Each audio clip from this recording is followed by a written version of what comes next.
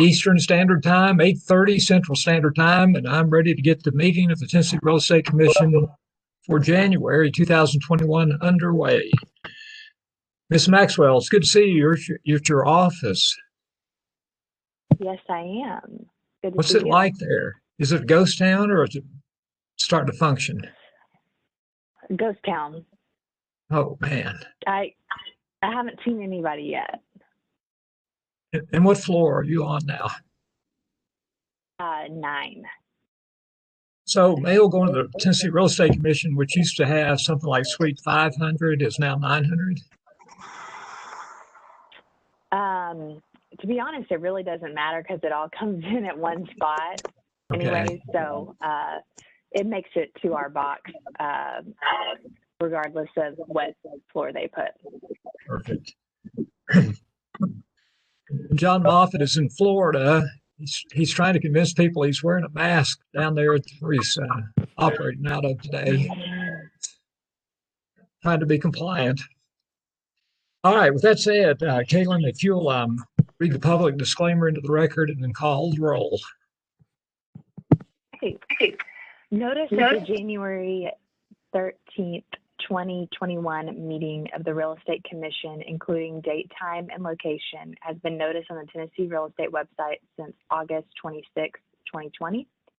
Additionally, this month's agenda has been posted on the website since Friday, January 8th, 2021. Now for the roll. Commissioner Joe Begley. Here. Here. Commissioner Jeff Diaz. Here. Commissioner DJ Harris. Here. Vice Chair Marsha Frank. Commissioner Steve Glenn. Here. Commissioner John Moffitt. Here. Commissioner Joan Smith. Here. Commissioner Stacy Torbett. Here. Chairman John Grease. Here. Thank you, Caitlin. We've got a quorum. At this point, Stacy, again, without any previous notice, would you mind leading us in prayer and the pledge?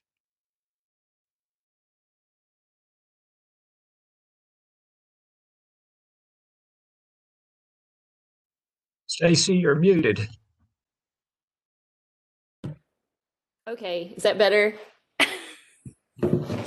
Dear Heavenly Father, thank you for this day and thank you for the opportunity to meet.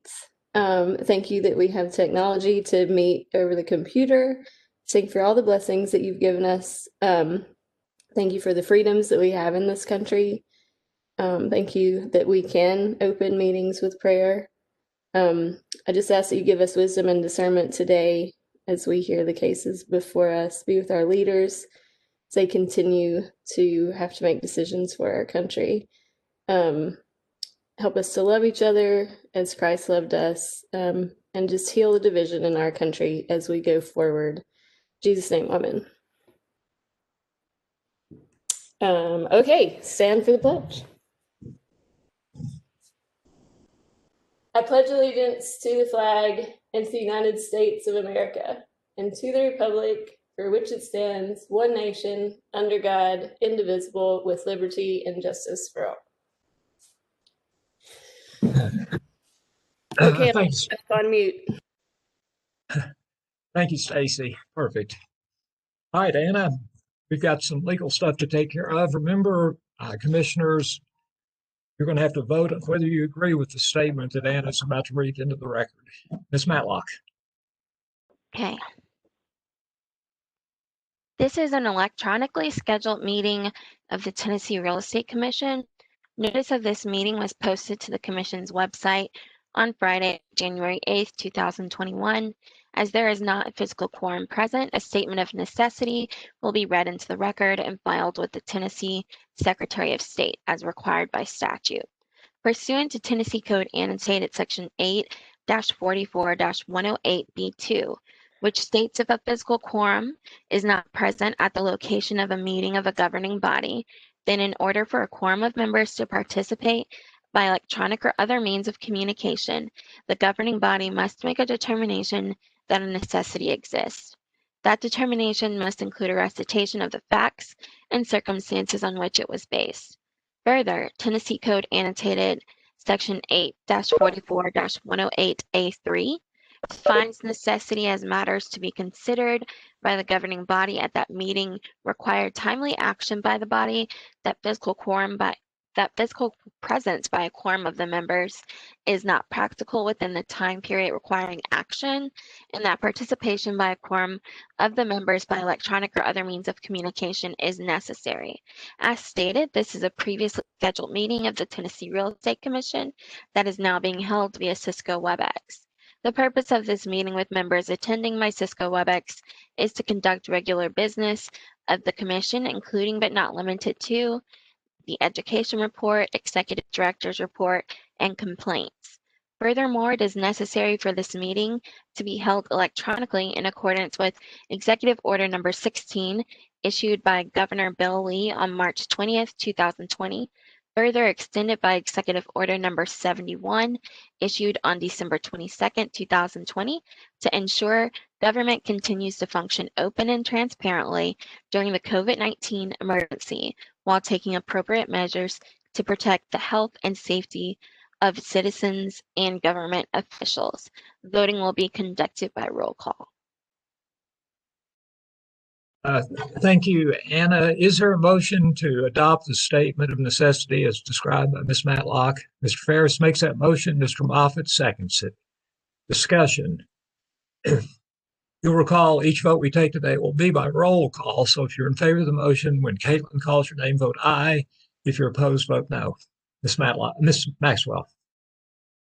Commissioner Joe Begley, Aye. Commissioner Jeff Diaz,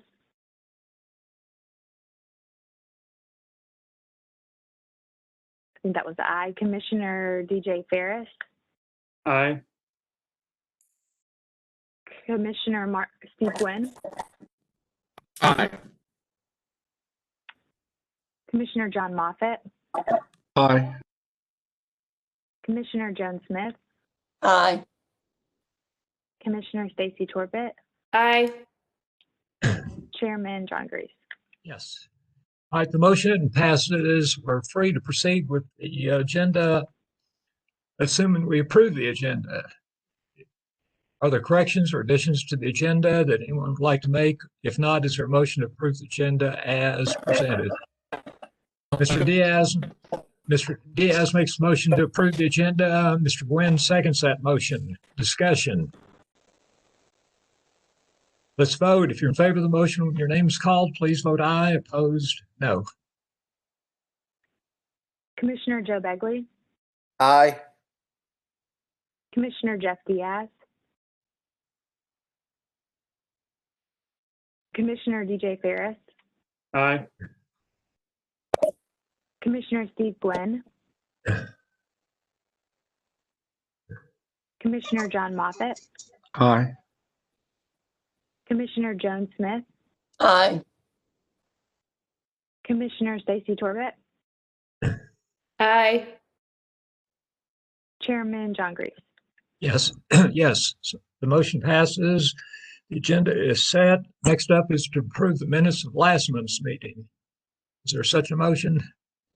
Mr. Diaz makes a motion and Mr. Begley seconds. Discussion. Any corrections or additions anyone would like to offer? I see or hear none. So with that said, Ms. Maxwell, if you'll call the roll, if you're in favor of adopting last month's minutes as they were presented to you, you'll vote yes. If you're opposed, vote no. Commissioner Joe Begley, Yes. Commissioner Jeff Diaz, Commissioner DJ Ferris, Yes. Commissioner Steve Gwynn, Yes.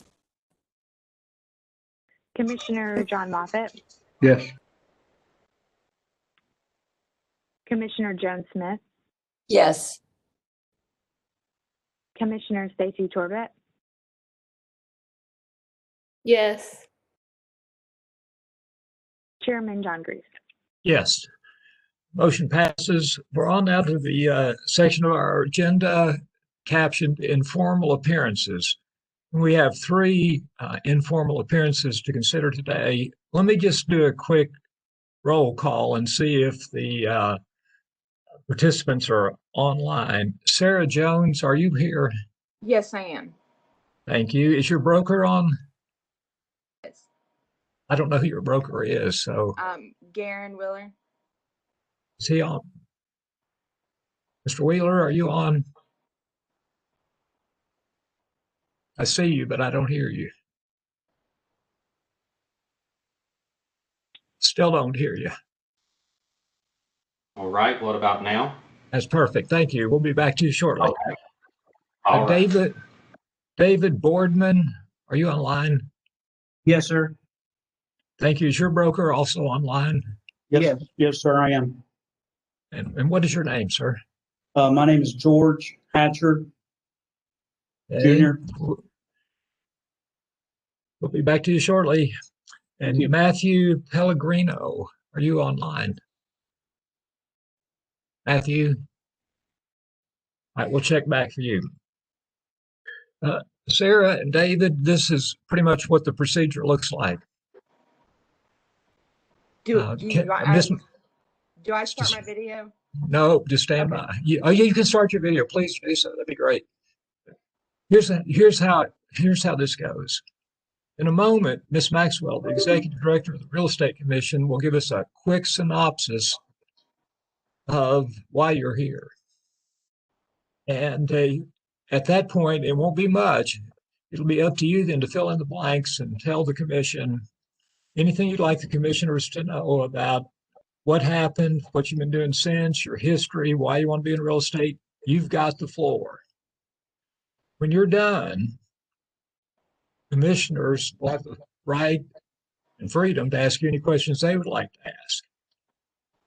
And when we're finished talking with you, then we'll go to your principal broker or proposed principal broker and let him or her tell us, in this case, both or he's, tell us why that broker is interested in having you affiliated with his or her company. Commissioners will get to ask him any questions they want to, and it's very likely the commissioners may come back and have a follow-up question for you. But at some point, someone will make a motion, and it will be to either allow you to proceed with your real estate licensing or to deny that prospect, at least for now. We'll take a vote, and depending on how the vote comes, your case will be handled today one way or the other. Any questions before we get started? No, sir. David, did you hear all that? Yes, And you understand the procedure? yes. All right, perfect. Let's get started. All right, Caitlin, let's talk about Sarah Jones. Okay. Before you, you have applicant Sarah Jones and her principal broker, Garen Wheeler. Ms. Jones has taken the Tennessee Real Estate Affiliate Broker exam. A summary of the criminal disciplinary sanction is felony introduction of contraband into the jail. Her statement and a letter of recommendation can be found in the informal packet that was sent to the commission. All right, so you see how brief that was, Sarah. If we haven't read your statement, we don't know what happened. So how about filling us in with anything you'd like for us to know? Okay, am I telling you about like what happened or? I think you could start with what caused you to be here today and then tell us what's going on since that time. Okay, what's caused me to be here today? I decided to do real estate, I guess, in the summertime, and had decided based on my real estate agent, Mickey Duncan, helped us find a home. We bought our first home a little over a year ago, and during the process, I was inspired and really felt led to try to pursue it myself. So really, I was just really inspired by my real estate agent and just decided to jump all in and finish the courses over the course of 6 months, took my exams, passed both, and now here we are. And to go into, I guess, why I'm here and having to do this decision. 8 years ago, I had, sorry, I say a lot, I'm a little nervous. You're doing fine. Okay, thank you. I had committed a crime, introductory to a penal facility, and at the time I was in active addiction. About 12 years ago, I lost my husband in a car wreck, and shortly after that, I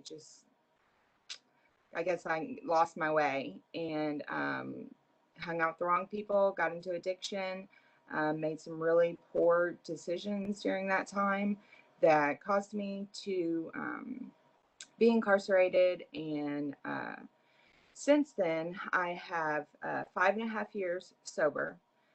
Took me a little while after getting in trouble to really get sober. And I've been remarried since then. I have, my husband and I have a construction business together. I have an 8-year-old daughter who was 3 at the time when I changed my life. And since then, just have really dug in. I have been with the same therapist for over 3 years, working through some of the issues that caused me to go into active addiction. Since then, I have volunteered and helped other women like myself. I've spoke my testimony down at the mission quite a bit.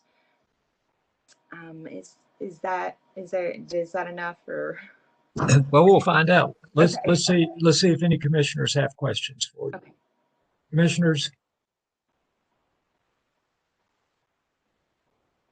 I'd say that was enough, Sarah, based on the fact there are no questions for you. There may be in the future, so stand by. Okay. All right, this time, Mr. Wheeler, how about popping up on the screen? Thank you. Would you mind telling Commission why you're interested in having Ms. Jones affiliated with your company? Absolutely. Ms. Jones was introduced to me by one of my affiliate brokers, Mickey Duncan. And Mickey, the introduction that I got from Mickey is that she truly believes in Mrs. Jones. And of course, as she stated, Mrs. Jones was represented by Mickey when she purchased her current home. Mrs. Jones expressed a lot of interest in wanting to help others achieve what she did not believe that she would ever be able to achieve based upon the turbulence that she experienced in her background. So that situation, the passion that Mrs. Jones has expressed for real estate, we truly feel that we should give her the opportunity to join us at eXp Realty and take advantage of our foundational training that will help her launch her real estate career. I truly believe that, situations that people go through in life should not cancel opportunities for them to rebound and excel and learn from those situations to where they can truly give back to the community and have the success that she has had as far as achieving homeownership. So we would gladly welcome Mrs. Jones to eXp Realty. She's been very diligent in following up, attending some of our virtual classes in the interim time until we got to today's meeting. Hi, Commissioners, questions? Just a couple, Mr. Wheeler. And I've got another question for you that doesn't pertain to Ms. Jones. If I can ask you that after we vote. So, Okay. You talked about virtual training. Do you consider eXp a virtual real estate company? Well, again, I think that's all in what one determines as a definition. But we are just like the traditional brick and mortar locations. We just have an enhanced online experience that, number one, speaks to the industry and multiple industries today, to where the agent can log in and take advantage of training right there from their home. That does not substitute the in-life trainings, but again, with respect to COVID-19, we're all taking precaution, but fortunately, our company was able to have a platform available before we experienced the turbulence across the world that we're experiencing today. So I didn't quite get your answer. It's not a virtual real estate company, or would you consider it a virtual real estate Well, company? truly, I guess it would depend on your definition of a virtual real estate company. We have, again, an online experience that comes by way of the technology that is available. So I think that it would truly depend upon what you're determining to be a virtual real estate company. Doesn't matter what I think about it. I'd like to know what EXP thinks about it. If they're not, that's fine. I'm just curious about that. Number two. Yeah. Again, I mean, there is no official corporate, I guess, definition that EXP identifies ourselves as a virtual real estate company. There is multiple different terms, I think, that are being used across the industry. I mean, we hear cloud brokerage, we hear virtual brokerage. I mean, there's multiple terms, but we are just like any other real estate company that's licensed here in the state of Tennessee, again, by way of the Department of Commerce, license requirements. In your letter, here's what I'm trying to understand. So there will be a person or persons that Ms. Jones can meet with face to face for help, right? Absolutely. I'm right here in Franklin, Tennessee, and then we have what we call a mentor program, and new agents are assigned to a certified mentor. And again, that mentor has gone through our certification to be a mentor for new agents. And what that person does is they are assigned to that agent to help them, again, number one, get acquainted with all of the EXP systems and platforms. Number two, help them as they have questions on their first 3 transactions, along with myself as the principal broker. So she would actually be assigned to Mickey Duncan, again, which is the first point of contact that she had with EXP Realty. And then once she completes all of her modules through the EXP University course, through the Expand program, she will then be recommended to graduate the mentor program. And at that time, that means that she has passed all of her certification to be able to start production as an individual agent. Mr. Wheeler, last time you were here, Mr. Woods asked you how many agents you supervised, and it's kind of a hazy answer that you gave. Are you prepared to answer that question today? Yes, absolutely. How many is that? Under my license is 806. 806 agents? Yes, sir. Mm-hmm. From Memphis to Johnson City, right? Yes, absolutely. Miss Jones gets a benefit because she's in the. Are you from Franklin, Sarah? Mount Juliet. Oh, close enough, right? You could meet with Mr. Wheeler. Yes, sir. Okay. Second of all, go ahead, sir. Yeah, and also we do have. Let's see here. I was just going to see if I could share this with you here. We do have additional staff here in the state as well. So, again, I don't want for the general public and other attendees here, we don't want to paint the picture that Mr. Wheeler is, again, handling every aspect of the operations for 800 agents. We do have a fantastic state team. And I noticed in your letter of recommendation that you mentioned Eve Maxwell. Is that the former executive director of TREC? Yes, absolutely. And what is her position? What does she do? She's a great addition, by the way. Let me compliment you on getting her on your team. Okay, absolutely. Yeah, Eve is a fantastic asset for us. She is the assistant state managing broker. So she works right along beside me in again, in the same capacity. However, she does bring a tremendous amount of education and experience to our state team, and also pouring that into our EXP agents across the state. And one last question, but I have another question for you in a minute.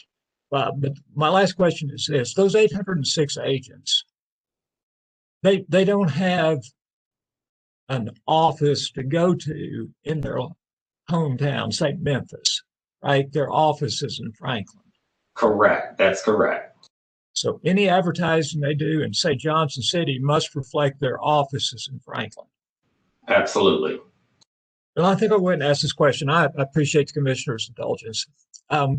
So you recently moved, your office has moved from West End in Nashville to an address in Franklin, correct? Absolutely. So none of those 806 agents should you reference, say, 5500 West End Boulevard, Nashville, should they? You said 5500? Whatever that address was in the Blue Cross Blue Shield there. So yeah, that's correct. Do you have a compliance officer who's checking to make sure that's not happening? Yes, we do. Absolutely. But we do realize that there is information that cycles through on the internet. All agents did everything possible to correct the address and update. But we do know that there are publications that are out there that are out of our control. But no agent, should be using that old address. And in our policies and procedures, we request and require, along with the TREC rules and regulations, that all agents submit their media to us, Eve and myself, so that we can broker approve that media. So might be helpful or beneficial for somebody on your staff or team to just take a look around. Just a thought. All right, commissioners, I'm done. Thank you, Mr. Wheeler. Questions for Mr. Wheeler or Ms. Lloyd, Ms. Jones?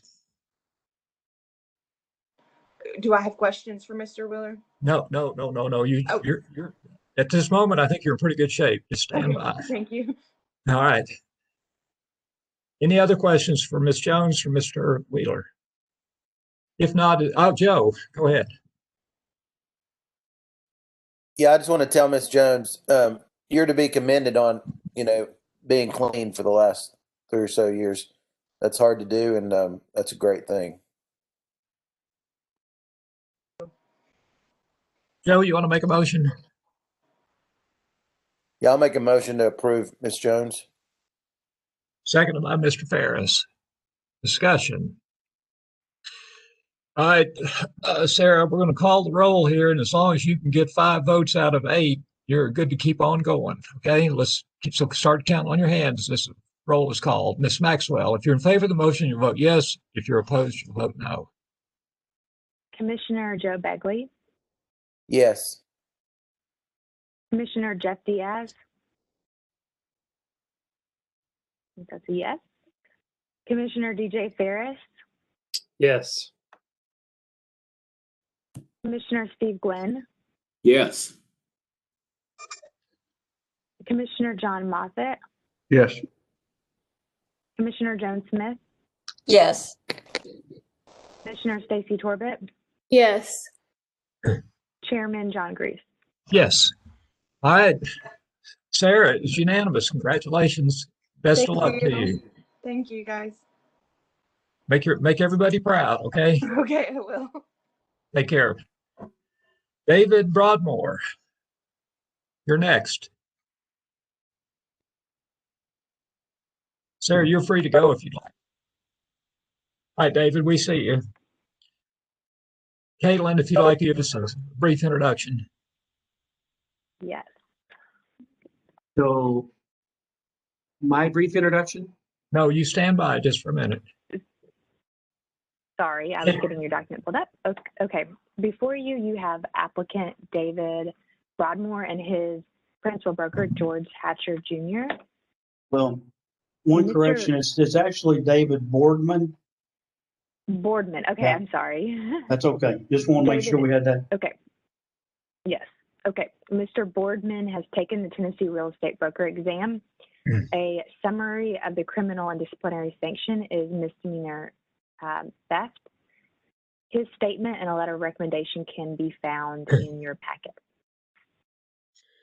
Thank you, Caitlin. Okay, David, I think you understand what we're looking for here. Would you give us what happened, what you've been doing, why you want to do something in the future, or anything you think is pertinent?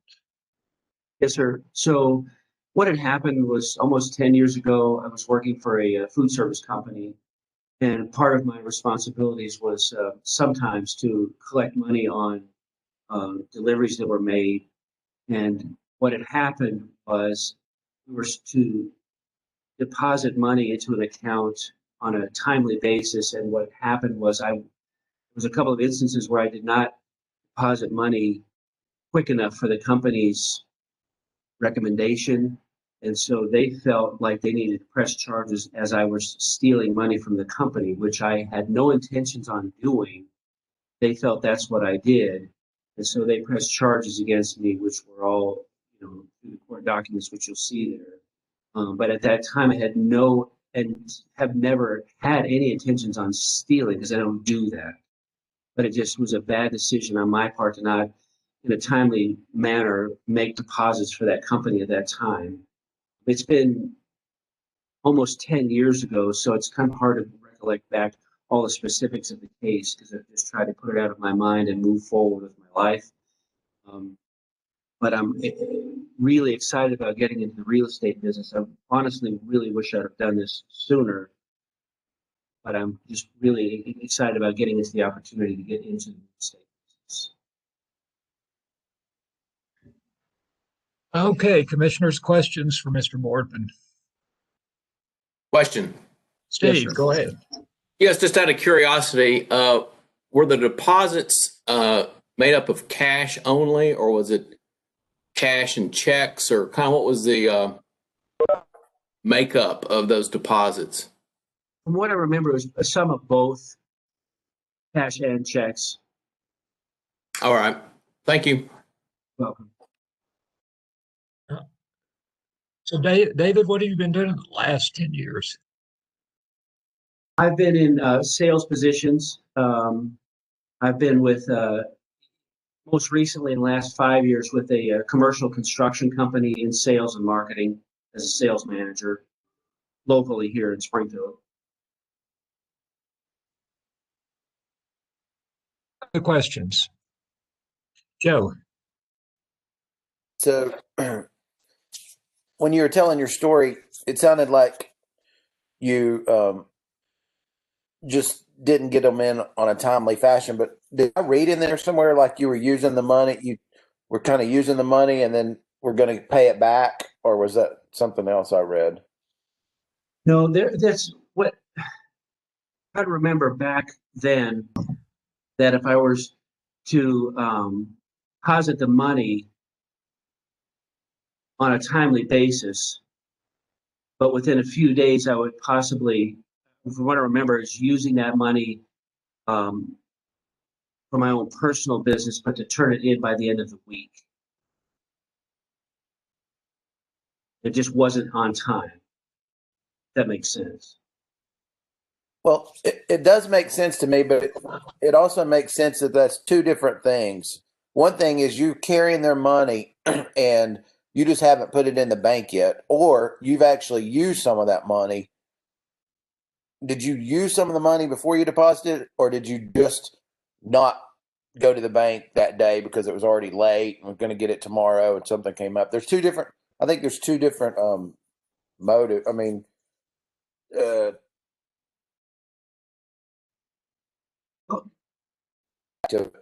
you using yeah, from what I remember, I don't know if I getting actually ever really used.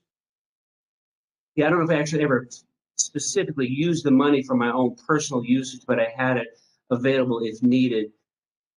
But I don't know if I actually ever, spent the money for my own personal gain, but had it as an opportunity if I needed it at the time. It's been so long ago, it's hard to remember what would happen, but it was more of just not getting the money to the bank on time. That's the main purpose.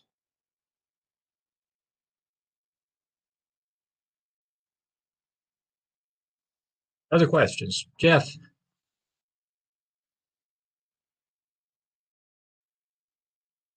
Can't hear you, Jeff. No. Okay, other questions? All right, Mr. Hatcher, if you'd let us know why you're interested in having David associated with your firm. Well, it's a personal reference for David from me. David and I have known each other for 20 plus years. And more closely over the last 12 or 13 years. Our children have played on athletic teams together. David and I shared responsibilities with some of those teams, so I've gotten to know him on a level like that. We do go to church together as well. David was instrumental a little over 10 years ago, actually, in starting an orchestral ministry at our church. So he's been involved in that for the last 10 years. David also has supervised a couple of my children in a work environment, and their testimony has been positive in that experience.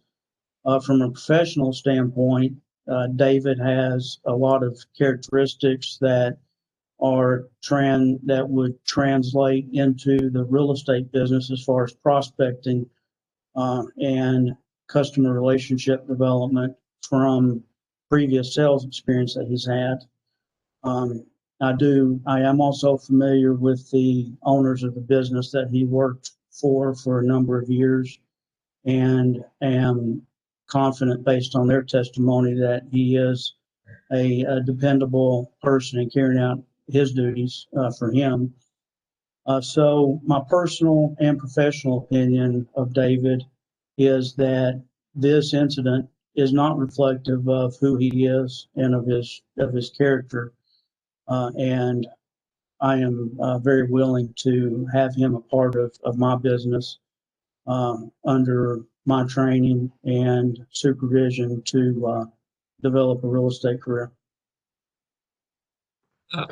Mr. Hatcher, can you speak briefly to how your training program works? Who will be in Yes, charge sir. of? We're affiliated with Weichert Realtors, as you can tell. We do have a fast track program that's been developed through the franchise, and that's a 12-week program that is a foundational type course. Then I do a lot of personal training myself. I've got 14 agents here plus me, and I do a lot of the training myself personally. I do have another agent that does a lot of practical field training as well. We don't have a quote mentor program as Mr. Wheeler was talking about, but that's in effect what we do. We do some administrative educational training in office that I handle, and then I have a field trainer as well. Other questions from Mr. Hatcher? If not, happy to entertain a motion. I move we accept Mr. Boardman. All right, I've got a motion by Mr. Wynn, seconded by Ms. Smith, that Mr. Boardman be allowed to proceed to get his real estate license in Tennessee. Is there discussion? If not, when your name is called, please vote aye if you're in favor of the motion, vote no if you're not. Caitlin. Commissioner Joe Begley, Aye. Commissioner Joe Begley, Aye. Commissioner Jeff Diaz, Commissioner DJ Ferris, Aye. Commissioner Steve Glenn, Aye. Commissioner John Moffitt, Aye. Commissioner Joan Smith, Aye. Commissioner Stacy Torbett, Aye. Chairman John Grease. Yes. All right, that motion passes unanimously. David, you're free to start pursuing that dream. Make your Thank broker you. proud. Make your broker proud. He has to come I will back do if you that. come back. Thank you for your time. All right, gentlemen, have a good day. Next up is Matthew Pellegrino. I suspect Matthew's here wearing a tie. Is that right? You're muted, Matt. Yes, I am. I'm here. Oh, okay, thank you. Will you tell me the name of your prospective broker? Coffee County Realtor Auction Company. And who's the principal broker? And, oh, no, Nasty. I don't know. I don't know how to say it. Like nerd. How you say it? Jernigan. Jernigan. Nancy Jernigan. I have a hard time with last name. I'm sorry. Jernigan. Yes. Is that right? That's correct. That's correct. All right, we're going to hear just a brief summary of your situation, Matthew, and then we're going to ask you to give us all the details you want to related to what caused you to be here, what event or events caused you to be here, what you've been doing since then, what you want to do in the future, anything you'd like to tell us that you think might be helpful to persuade commission to allow you to proceed to get your real estate license. Okay?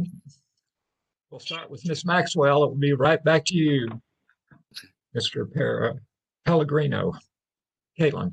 Okay, before you, you have applicant Matthew Pellegrino and his principal broker, Nancy Jernigan. Mr. Pellegrino has taken the Tennessee Real Estate Affiliate Broker exam. A summary of the criminal and disciplinary sanction is felony sale of Oxycontin and a violation of probation.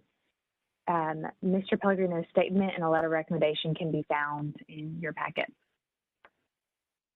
All right, Matthew, tell us what happened. Tell us everything you want us to know.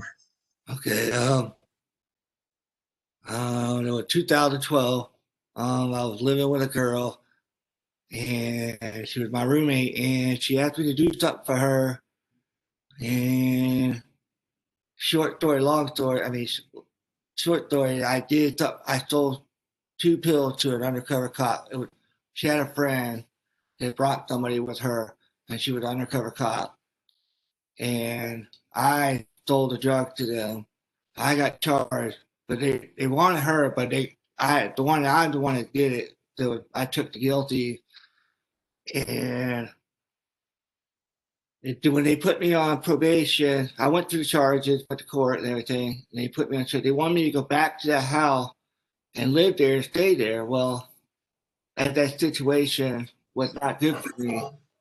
So my officers told me to violate my probation, go to jail, and she'll help me find a place like a halfway house and a church to live in.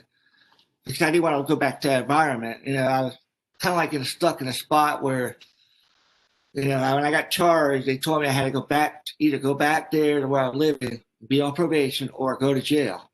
And I chose jail. And the pastor there helped me find a place in Merritt Island, First Baptist Church, it's a halfway house for men. And I was there for a little over 2 years until I met my wife, and it changed my life. It was my first offense. I'm not making no excuses. First offense, second offense, whatever. I did what I did, and I wanted to go through it. I didn't want to take no corners. I didn't want to cheat. I didn't want to beat the system or nothing like that. I wanted to do my time. I knew what I did was wrong. I wanted to get out of that environment. I had to go to the hard road. And I did 2 years community control and almost 2 years of probation. And it was rough, but I learned. I learned a lot. I learned about myself, who my friends were. I thought they were your friend. It wasn't. I was 35 when I got in trouble.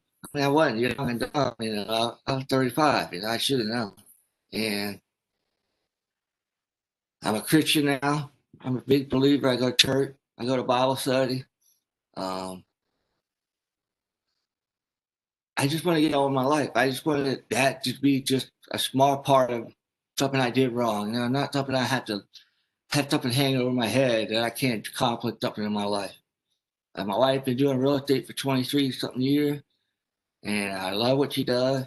And I just want to do something for where I can say, hey, I'm a good person. I'm a successful person, and I like seeing people getting their first home. When they buy their first home, it's like a big smile on their face. You know, I don't want this criminal thing to hang over my head, hold me back for what I accomplished. I worked hard on that test. Test wasn't easy. Your own test not easy at all. The math was hard, but I did it. You know, it's the first time in my life I actually went through and did something and completed. You know? And I'm here now, and I'm in front of you all. And I feel like I deserve to have my license. You know, it's not like should I, should not. I do deserve my license. I work hard, and that's where I want to be. I don't know what else. If I could take back what I did wrong, trust me, I wish I could. Really could, but I can't. It is what it is, and I did my time, and that's it. All right, commissioners, questions for Matthew? Yeah.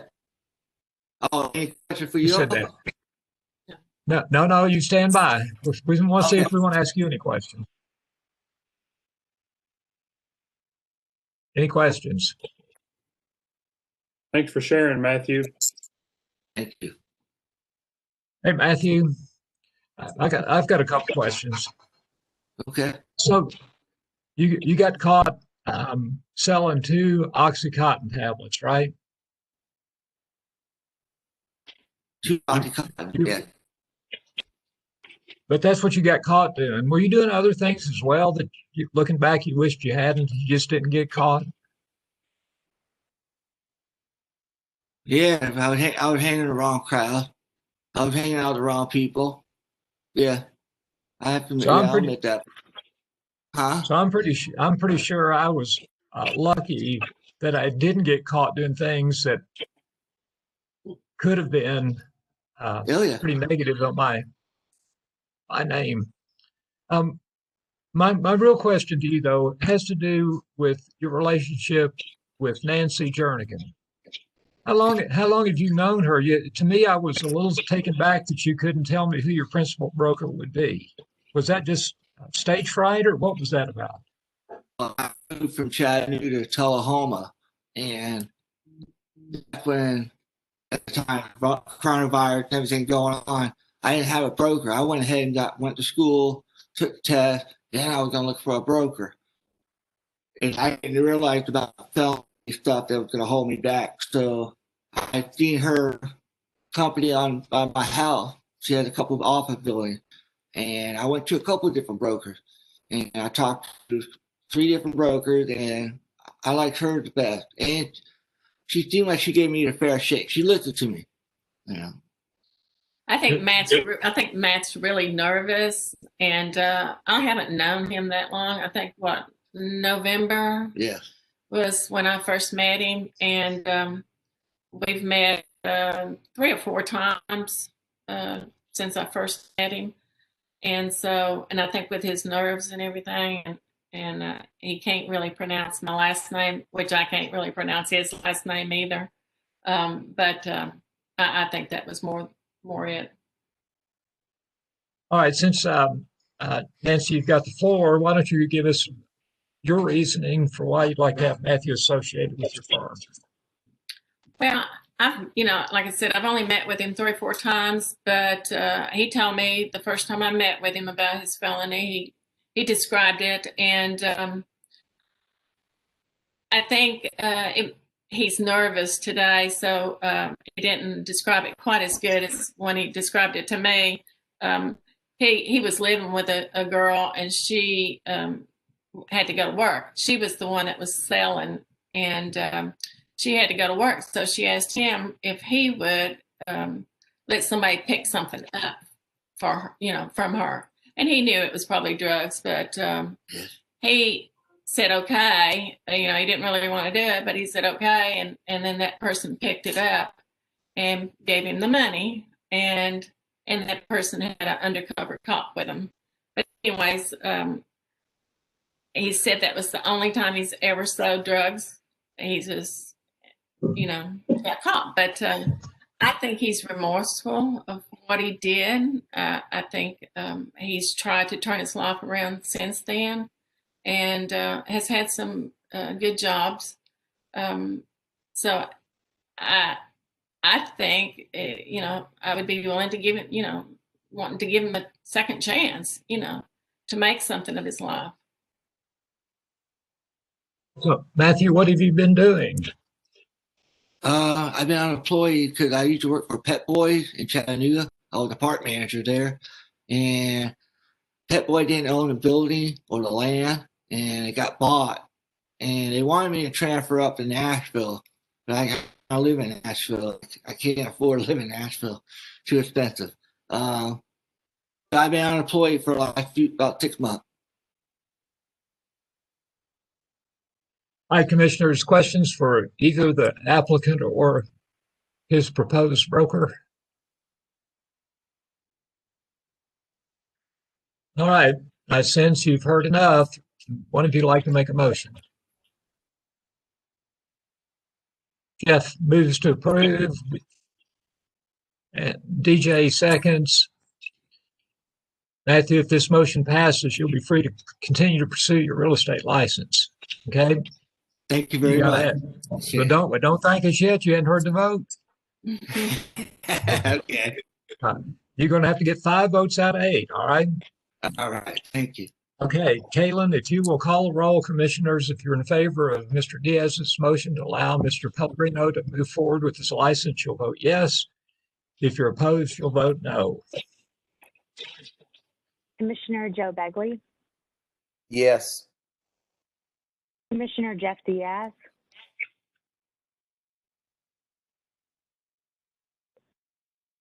Commissioner DJ Ferris, Yes. Commissioner Steve Glenn, Yes, and good luck. Thank you. Commissioner John Moffitt, Yes. Commissioner Joan Smith, Yes, and the test is hard. Commissioner Stacy Torbett, Yes. Chairman John Grease. Yes. So the motion passes, Matthew. You're free to pursue your real estate career, and well, best of luck on that. Before you leave, who's the third person in the room? That's my wife. She's a realtor. Hi, I'm Susan, and I've been a realtor over 22 years. And that's how Matt fell in love with real estate. He follows me around. He helps me do open houses. Because in Tennessee, I was a realtor in Florida. In Tennessee, sometimes I'm a little unsafe, I feel like. So I beg him to go along with me. So he has fallen in love with what I do. And we both will work together. And I will sort of be a mentor to him also. Well, that's perfect. So, Matthew, you got 2 people you've got to please, right? You got a principal broker and a wife. Now, from a real estate perspective, is what I'm talking about. Good luck to all 3 of you. Hope you have a great 2021. Thank you. You're free to leave. All right, commissioners, we're up to the education director's report. Mr. White, are you on? I am here. Let's see you. Can we see Here I you? am. Hey, everybody. Hey, Ross.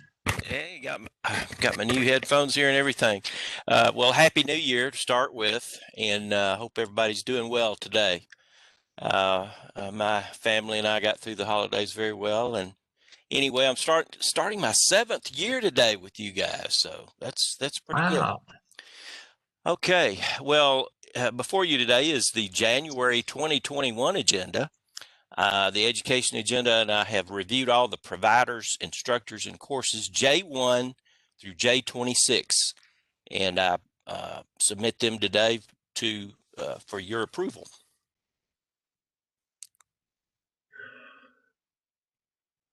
All right. I hope, commissioners, you've had a chance to review those courses. Is there a motion to accept the education director's recommendation and approve courses J1 through J26?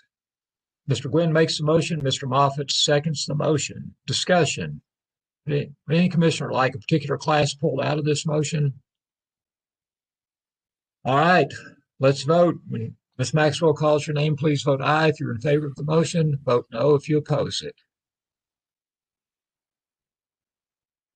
Commissioner Joe Begley, Aye. Commissioner Jeff Diaz. Yeah, aye. DJ Ferris, Aye. Commissioner Steve Gwynn, Aye. Commissioner John Moffitt, Aye. Commissioner Joan Smith, Aye. Commissioner Stacy Torbett, Chairman John Grease. Yes. So those courses are approved, J1 through J26. What about instructors, Ross? Thank you, Mr. Chairman, members of the commission. Yes, I have two instructors that I want to submit to you today for approval. Is your recommendation they both be approved? Yes, sir. Thank you. Is there such a motion? Mr. Moffitt makes a motion to accept Education Director's recommendation to approve these two instructors. Mr. Diaz seconds that motion. Discussion. Any discussion? If not, if you're in favor of the motion, please vote aye when Caitlin calls your name. If you're opposed, please vote no. Commissioner Joe Begley, Aye. Yes. Commissioner Jeff Diaz, aye. Commissioner DJ Ferris, Aye. Commissioner Steve Gwynn, Aye. Commissioner John Moffitt, Aye. Commissioner Joan Smith, Yes. Commissioner Stacy Torbett, Aye. Chairman John Grease. Yes. So that motion passes unanimously. Ross, what else do you have to tell us today? Well, Mr. Chairman, that would be it. I'll defer to the executive director if there's anything else, but I hope everybody's having a safe first of the year. And I do want to recognize some of our customers that are in our audience today. Many of the associations are I think they watch from month to month, but I just want to say that I enjoy working with them and just want to recognize them today.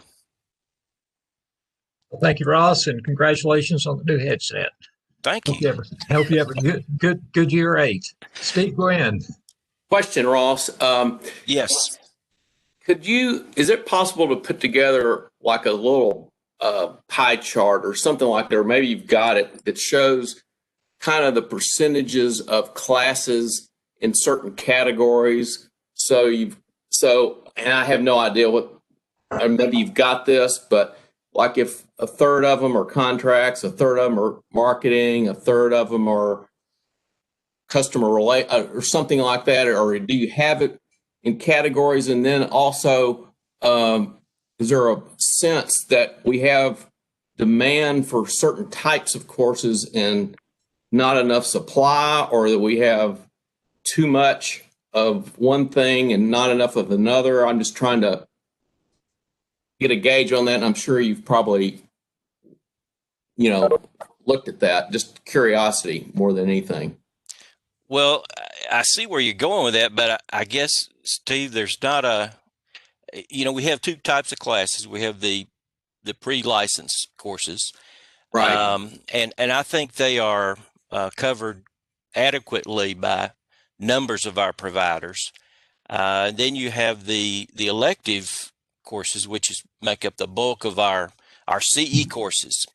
And then out of those, you have the 6-hour core, which is new for this year. The 2021 for this, we're in this educational cycle of 2021 now. But as far as a coverage or a way to describe that, in a chart. I haven't had any complaints or any. I guess I don't have a starting point to say that something's not being covered enough, or there's not enough providers that offer these things. Be glad to put something together, but I don't know exactly where the starting point would be, because I don't have a good grasp on it, what's needed. I think we have ample coverage. We have a lot of providers, both I call them mom and pops, the just small providers, and then you have the national providers like CE Shop and McKissick and Kaplan and those folks. So maybe, I guess, yeah. I guess what I was kind of thinking or wondering is, it seems like slip ups after you're licensed occur a lot of times around contract problems or not understanding it or whatever it may be. And then after you've got your license and you're looking around for class to take, you might say to yourself, well, contracts are maybe more difficult, so I'll just go do something else. And I'm not saying we need to force it down somebody's throat. I'm just kind of wondering if the area that causes most problems as life goes on, as a career goes on, is being covered in our classes. That's just the only thing I'm wondering. It sounds like it probably is, but just maybe a little. I appreciate that and your viewpoint and coming at it from that angle. I'll tell you what I've done. I've volunteered, since we have the Madam President now at Marcia Franks with Arello. I volunteered for the two committees with Arello. So now I'm on the exam committee and the certification committee. So I'm going to be learning a lot more than on a broader view than I have in the last 6 years, I would imagine. And with that, I can report things to you all as I find out things. But across the board in Tennessee, as far as contracts, I mean, that's an essential element of a real estate education.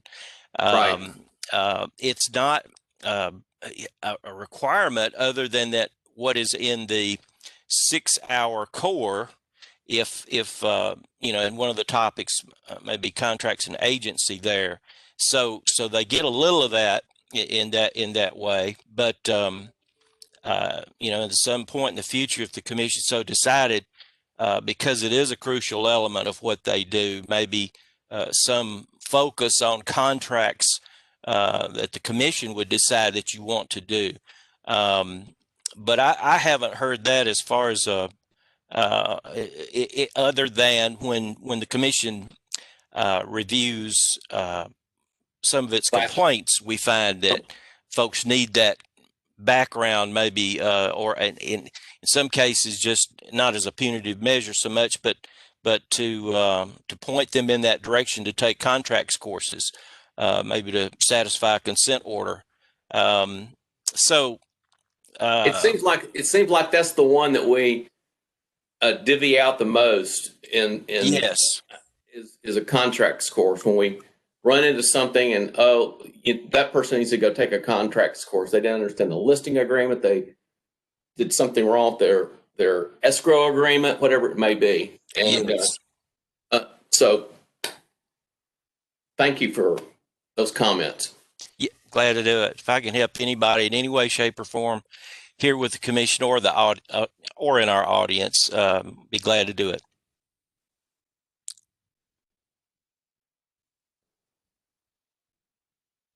John, you're muted.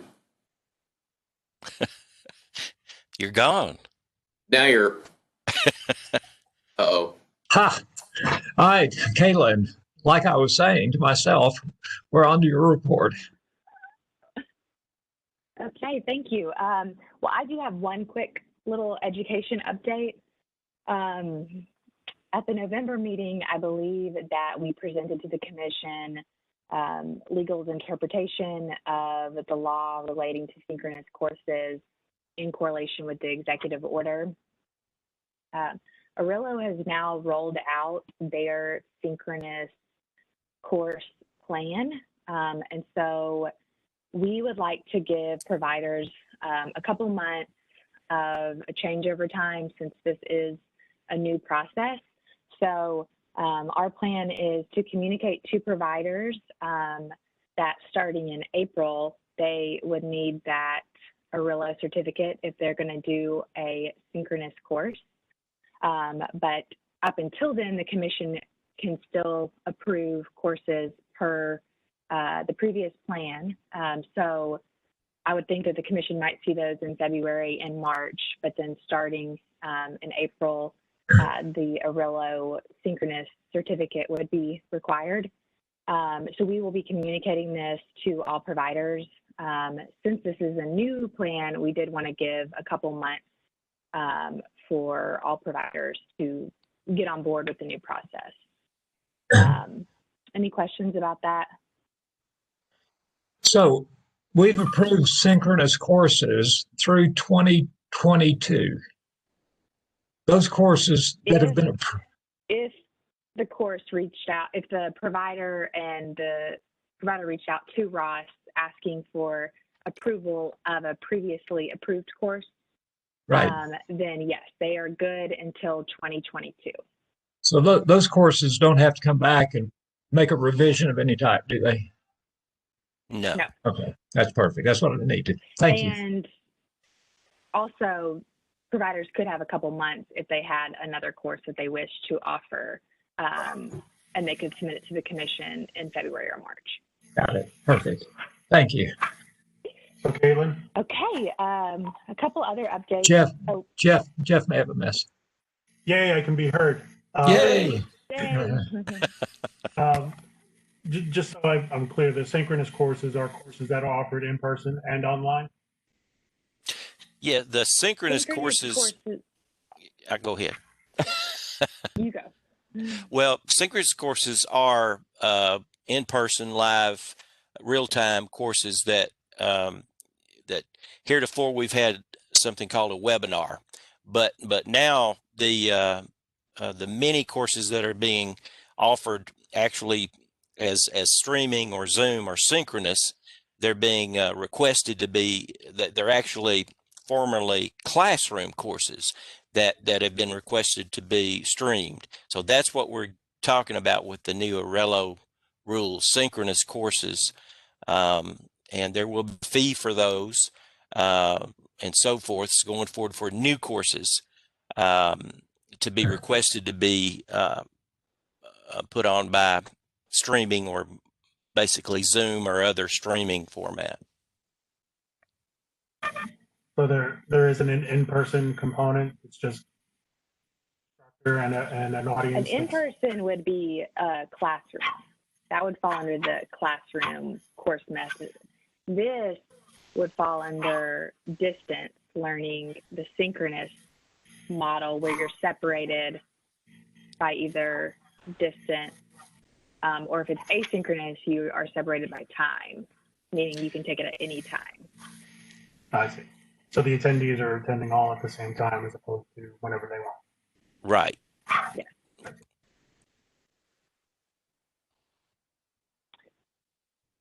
Any other questions about that?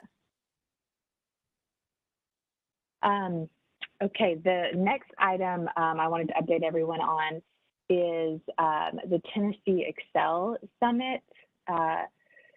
This name, I think, changed last year, but the commission has been invited to participate in this panel, and I believe the invitation will be sent tomorrow, but it is going to be via Zoom this year.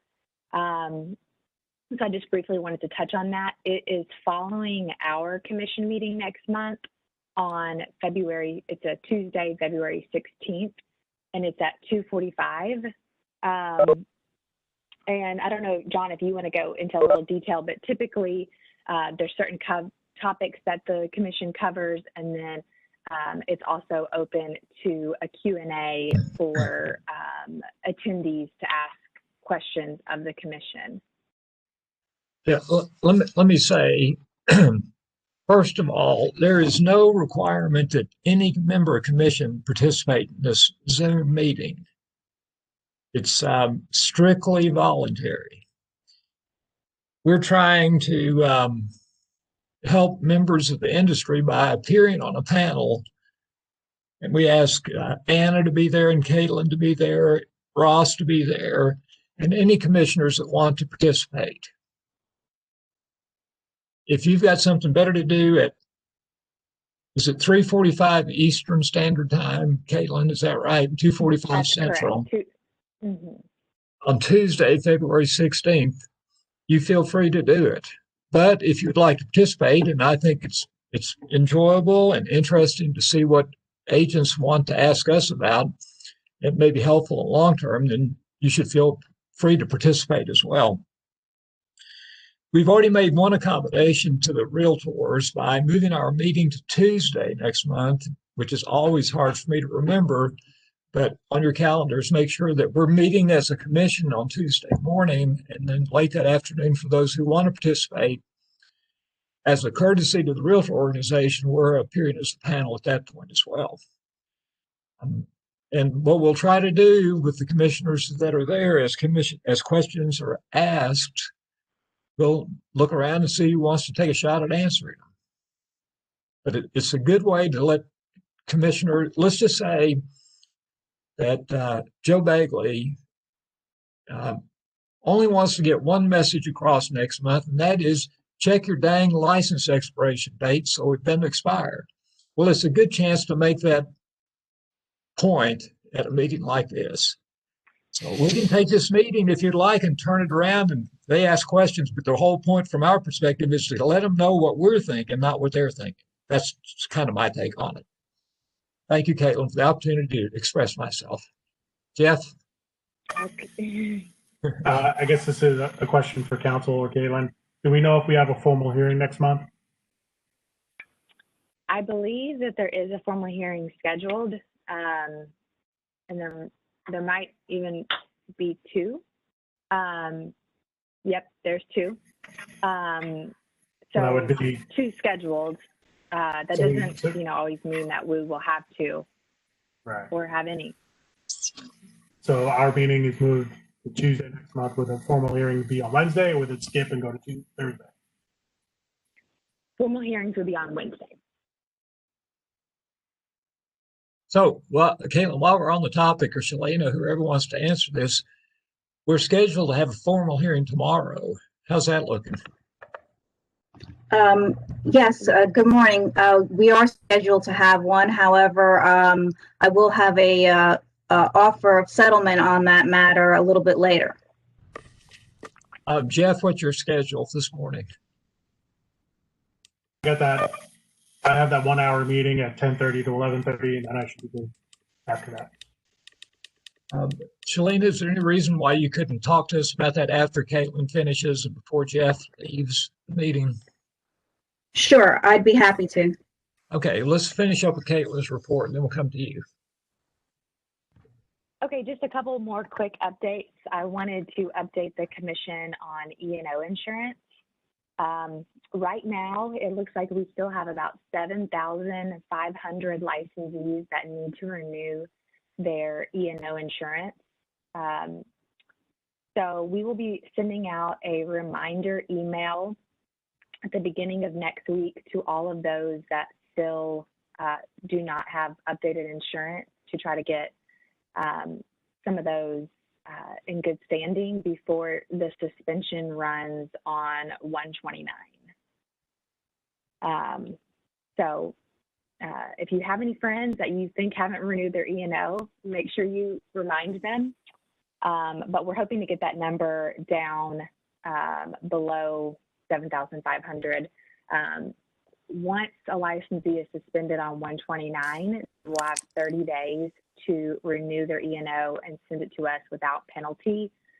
And then after the 30 days is when the penalties start accruing for the licensee and then also their principal broker. So you'll definitely see an uptick in complaints because a complaint is automatically opened against the principal broker that has a licensee that fails to maintain insurance. So I'll continue to update the commission on that, but that's where we stand currently.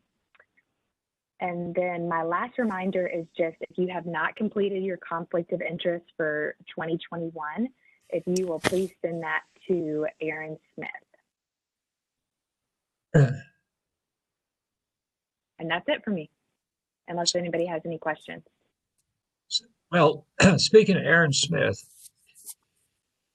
it would be helpful, Aaron, from my perspective, that when I send you something, you acknowledge you received it, because I have no confidence that I'm actually doing what I'm supposed to.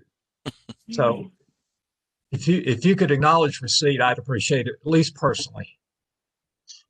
Thank you so much, Chairman Grief. I did receive yours, sir, and I will respond to you momentarily. Thank you so much. You just responded to me. Don't go to any extra trouble. Appreciate all you're doing, Aaron. Thank you. All right. Any questions for Caitlin related to her position as executive director, confidant, friend, COVID survivor? What do you think? If not, I know we're going to take a break here shortly, perhaps, but Shalina, would you mind talking to us about tomorrow's formal hearing and this prospective settlement? Yes, good morning, Chairman and Commissioners. This morning you were sent a memo detailing an offer of settlement that was made in a case that there will be a hearing on. The case number is 2018073-421. Involving a principal broker. And as you will recall, this complaint was administratively opened when this respondent, who is an actively licensed principal broker, notified the commission that they were pleading guilty to a federal offense of preparing false tax returns. The respondent did notify us promptly in 2018, and they were sentenced that very same day for that felony. Following a short prison sentence, they were on supervised release for 1 year after serving their sentence, and that also included making restitution in the amount of $379,540 to the IRS. At the meeting in February 2019, this commission voted to revoke the respondent's license. A notice of hearing and charges was filed on September 22nd, and this case was set for hearing. Last week, the respondent's attorney made an offer of settlement to the commission to try to resolve this matter, and that's what I'm presenting to you. There are a few things that I would like to add concerning this respondent that may be mitigating factors for your consideration.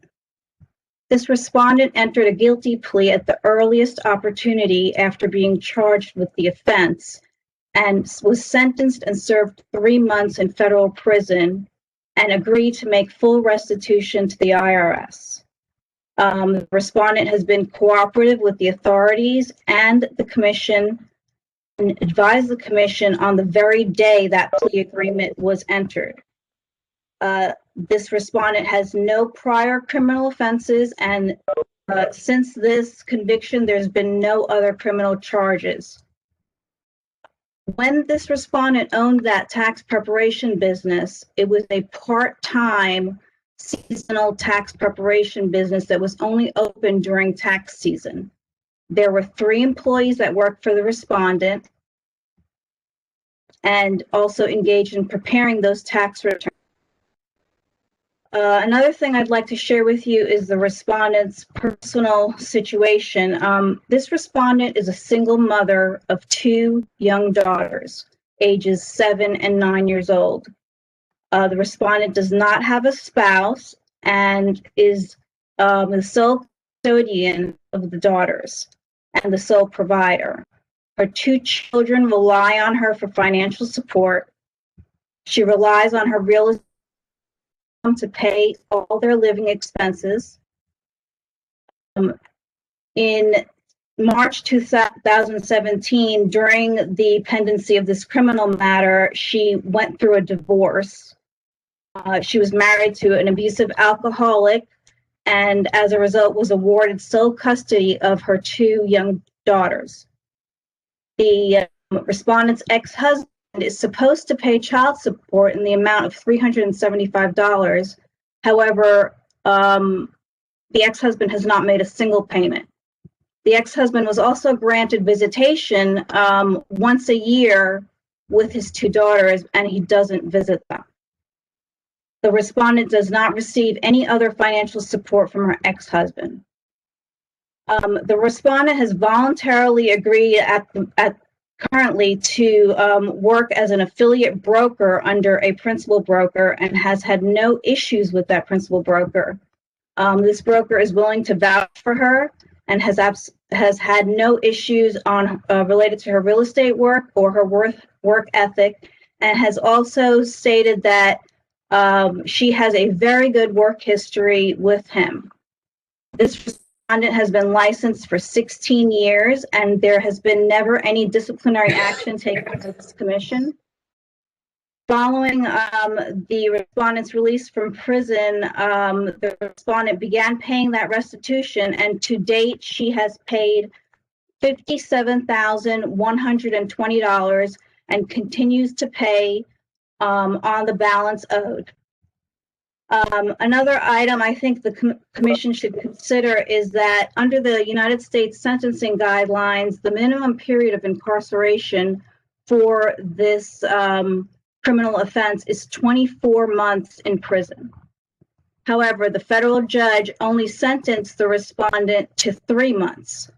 It's clear that this judge considered several factors in sentencing this respondent, mainly no prior criminal history, the numerous letters of character and letters of support, the family situation, and her young children.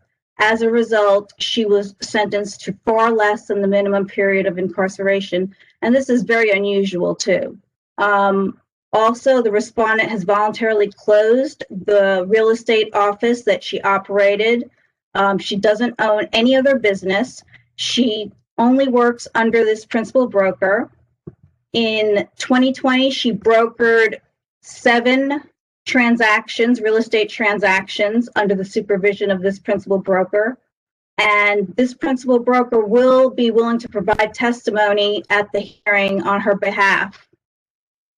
I'd like to let you know that, in my opinion, also the risk of possible future harm to the public in this matter is very low, if not minimal. It's very unlikely this respondent will be a repeat offender, and she's very remorseful about her actions and takes responsibility for what she's done.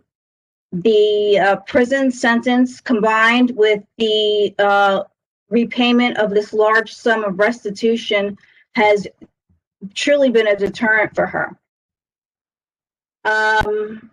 Also, her punishment is ongoing because this large sum is still due. So she continues to make monthly payments and needs a means of support for her family as well as to make these payments. And her only source of income is as a real estate agent.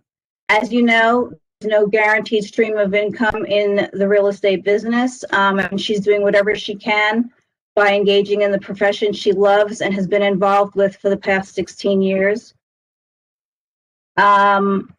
This crime was unrelated to the actual practice of real estate, and her principal broker is aware of this criminal act and all the circumstances concerning her conviction. Additionally, I've consulted with Caitlin on this, and we have discussed this offer of settlement, and she has also suggested that this would be a reasonable and appropriate resolution of this matter.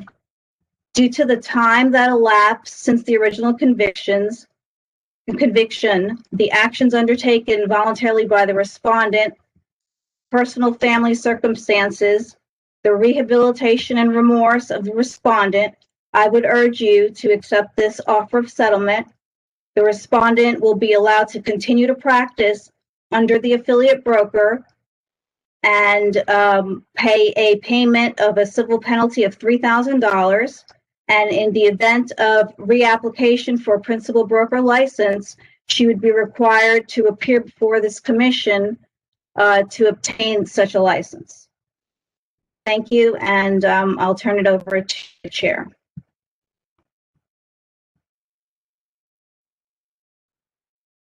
You're muted, John.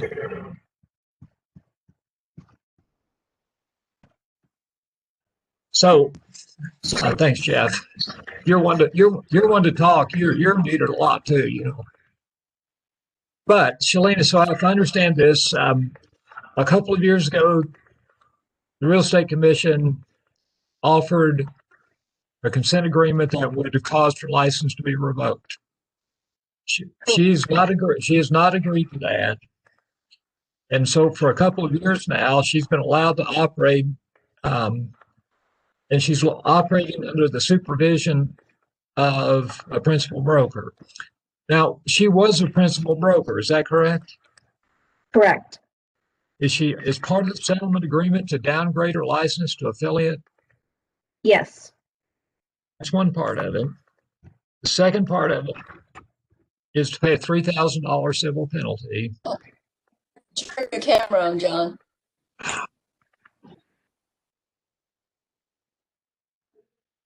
Thank you, Joan. So, downgrade her license to affiliate broker, pay a $3,000 civil penalty, and in the event she ever wants to become a principal broker, she'll have to appear before the Real Estate Commission at that time. That's a settlement agreement that's proposed. Yes, that's correct. All right, commissioners, let's discuss that settlement agreement. Joe. Did you say you sent us something about this morning? Because I didn't get anything. Yeah, I believe this was sent to you this morning in an email. I didn't receive anything. I didn't get anything either. It was sent by me, not Shalina. Let's see what time I sent it. So Caitlin, I think Selena's summary is better than me trying to find an email and read it. I'm okay. But I don't think we got it, just to make Joe's point. Okay. Okay. Well, let me resend it right now. All right, well, that's going on, commissioners. Let's discuss it. Steve, then Joe. Shalina, I'm confused a little bit. Where is she getting the money to make restitution to the IRS? If she needs her license and if she's paid $58,000, or she didn't pay $379, is that what I'm hearing? And then she's paid back $58, so she still owes them $300,000. I mean, where's that money coming from? In 2020, she brokered 7 transactions. That's where the money is coming from. She began the payments after her release from prison. She's paid $57,000 and owes approximately another $320,000 of that amount, and that is being paid. She's not missed a single payment. Does she have like minimum yearly payments to make? So, in other words, she's got living expenses. So, does she have to pay $50,000 a year?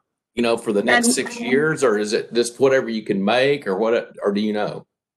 I believe that there's no set requirement. She has been paying about $250 per month, and that will be ongoing. There's no requirement to pay a certain amount per year. It's just the sum has to be paid, and of course, she could make a lump sum payment at any point in time as well towards that penalty.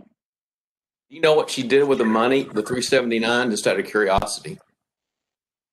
And no, I have no information about that. Thank you. Joe. So her crime was to do with her tax accounting business, not real estate. Is that correct? Yes, that's correct. And was her crime just she didn't pay her own income taxes, or was it something to do with the business? It was related to the filing of some of the tax returns, as well as for her not reporting the income that was generated from that part-time tax return business. Okay. And I guess you've had some contact directly with her. Is that right? With her attorney, yes. And you feel like this is the best course of action? Yes, very much so. I guess my question back to like Steve, I think, maybe getting at is, if she's trying to pay $300,000 back, and if you truly think she's trying to support 2 kids and make this restitution, do we hit her with another penalty or not? I mean, it sounds like if we're doing it because we think she's struggling to feed her children, adding on another fine, is that what she needs at this point? If you think she's truly remorseful and learned her lesson and is not a threat to the industry.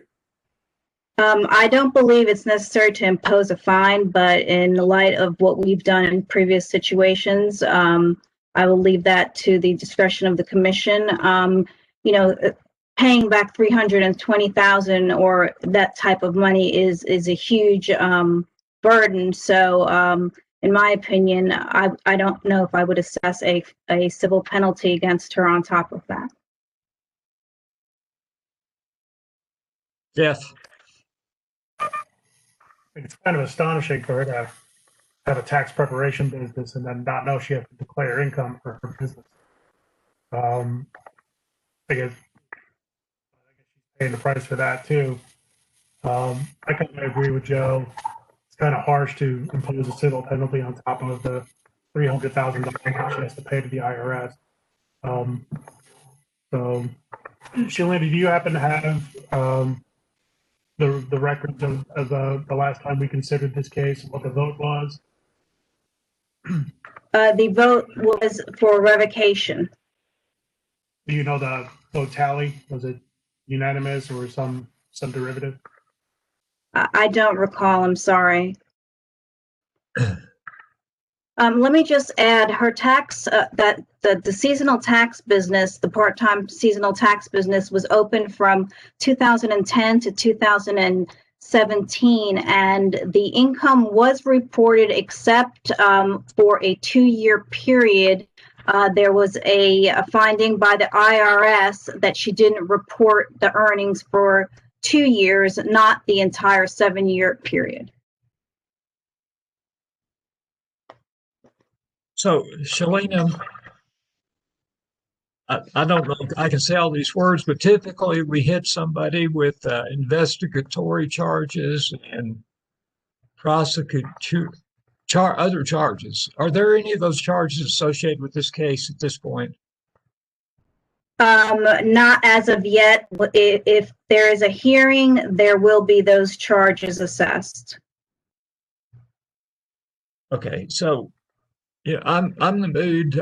I think to follow what Joe was saying is, and maybe Steve as well.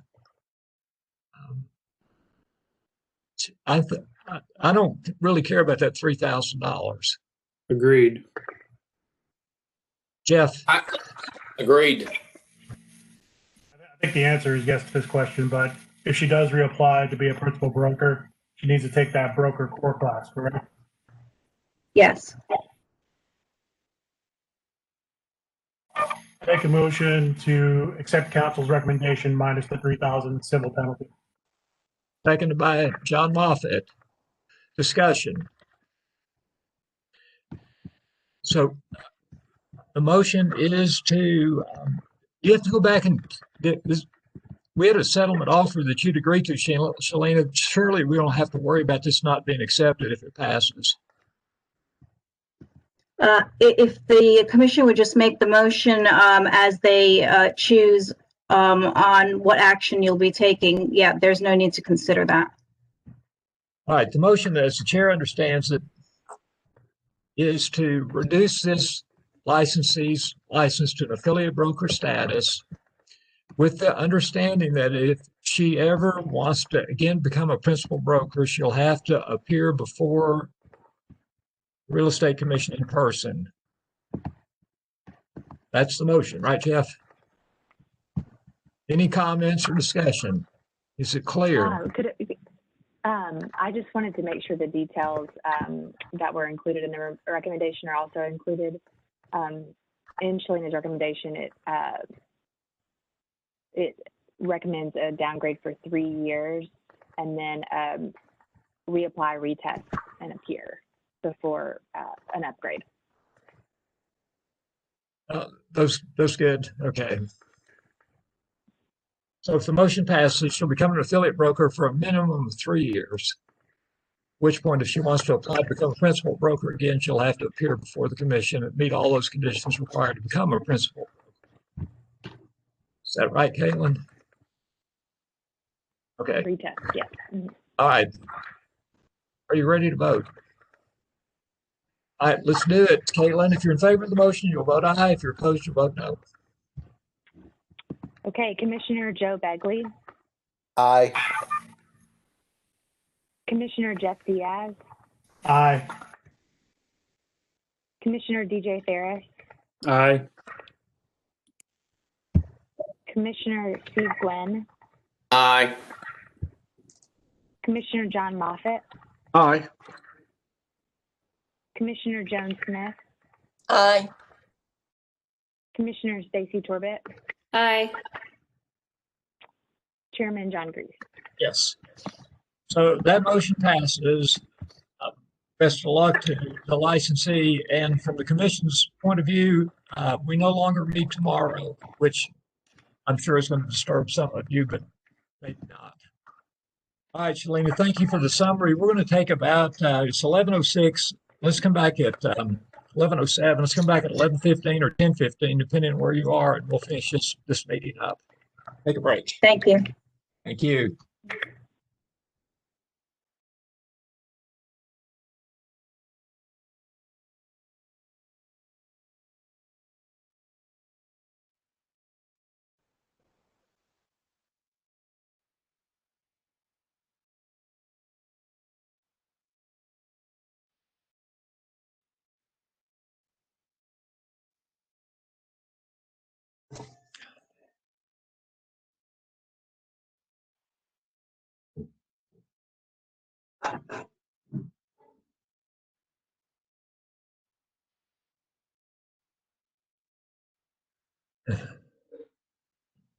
All right, ladies and gentlemen, let's see if we can get back to order here. Steve. Thank you. I've got a question for Shalina before we get going. Or I don't see. Anyway, Shalina, I just read the report that Caitlin sent, and it said that the respondent essentially self-reported to us that she was convicted of a felony. It begs the what is our, and I don't know the rules or the law on this, but a person that commits a felony that has a real estate license, do they have to tell us that they're a felon, or do we have some kind of monitoring system going on, or how does it work on as it relates to, I know if you've had a felony, you obviously have to come before us to get your license, but once you have it, what happens if you are convicted of a felony? Yes, Commissioner, there is a statutory requirement in place that requires them to report upon a conviction or a guilty plea. So they have a duty to report to the commission. Is that in the green book somewhere, or is that, I'm just. Yes, Okay. it's 62-13-312F, I believe. 13. Okay, perfect. All right, thank you. And they've got to do it in a fairly, they got to report in a fairly timely basis. Even if they don't, I think, if I recall correctly, there's no discretion. They lose their license if they don't report. Correct. don't And report. yes, and there's a 60-day requirement that they report. There's no requirement for the court or the judge or any legal authority to report to us, is there? No, It's the individual person, correct? Correct. Okay, let's move on to the consent agenda. So the cases that I have noted here to be pulled, I'll reference them are 3, 11, 15, 17, 18, and 37. 3, 11, 15, 17, 18, and 37. Chairman, would you like me to go through all the complaint numbers for the record? I do.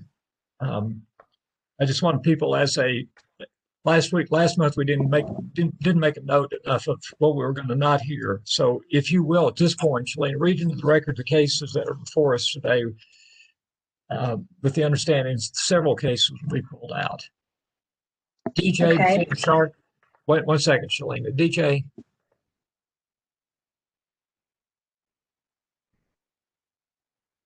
Yeah, I read those numbers down, and I know for my part, I suggested, I think those are all the ones I requested to be pulled out. And so I just want to make, I think they're all going to go really quickly. So my questions weren't very deep in nature. I'm just reviewing them real quick before you read into the record to see if there's any that I think we could go ahead and put back on the consent agenda and not go through individually.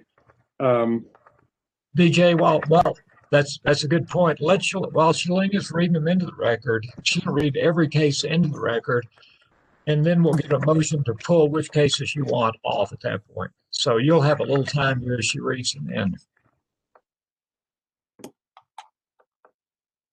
Okay, Shalena. Okay. This is the January 2021 consent agenda of the Tennessee Real Estate Commission. Today is January 13th, 2021. The following matters are on the legal consent agenda. Number 1, 2020070311, 2020070531, 2020065881. Number 4, 2020070351. 5, 2020072851. Number 6, 2020060681. Number 7, 2020063111. Number 8, 2020065851. Number 9, 2020063421. Number 10, 20200661. Number 11, 2020071691. Number 12, 2020072211. Number 13, 2020072351. Number 14, 2020072361. Number 15, 2020072731. Number 16, 2020073211. Number 17, 2020073541. Number 18, 2020072701. Number 19, 2020075211. Sorry, 221. Number 20, 2020075241. Number 21, 2020075261. Number 22, 2020075291. 23, 2020070931. Number 24, 2020063841. Number 25, 2020069091. 26, 2020071141. Number 27, 2020071-701. Number 28, 2020065-901. Number 29, 2020069-851. Number 30, 2020072-741. Number 31, 2020072-761. Number 32, 2020091-971. 33, 2020091-9961. The represents number 34, 2019013-841. Number 35, 2020063-351. 36, 2020048-091. And number 37, 2017077-801. Thank you, Shalina. Okay, now, are there cases that commissioners would like pulled? DJ. Thank you, Chairman. I would like to pull number 3, case number 11, case number 15, case number 17, case number 18, and case number 37, all the ones you initially listed. But I do think we can be really timely and process them through pretty quickly. Other commissioners. So I don't mean to be too picky, but Shalina, I approve of your on number 12. Your recommendation is to close, correct? Correct. In the first sentence, or the description of the complainant and respondent, I think after our discussions, the respondent is a licensed principal broker, correct? Yes. So just so that for the minutes, we'll have principal broker in dark and principal broker in the narrative. If that change can be made for the minutes, that's all I'm asking. No, and on number 13, the first sentence that describes the respondent says there's a licensed principal broker. In fact, I think it should say licensed Tennessee affiliate broker. Yes, I'm sorry about that. They were just reversed, I believe. I will correct that. And also for the minutes, on number 12, your recommendation is to close. It doesn't show that there, but if you could get that in for the minutes, we've discussed it. I'm in total agreement with it. Just me being picky. Sure, I will correct that. Thank you. Okay, so the motion on the floor is to accept all items on the consent agenda with the exception of cases 3, 11, 15, 17, 18, and 37. Is there such a motion?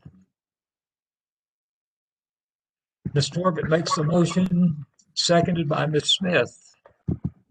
Discussion on the motion. All right, let's vote. If you're in favor of the motion, when Caitlin calls your name, you'll vote aye. If you're opposed, you'll vote no. Ms. Maxwell. Commissioner Joe Begley. Aye. Commissioner Jeff Diaz.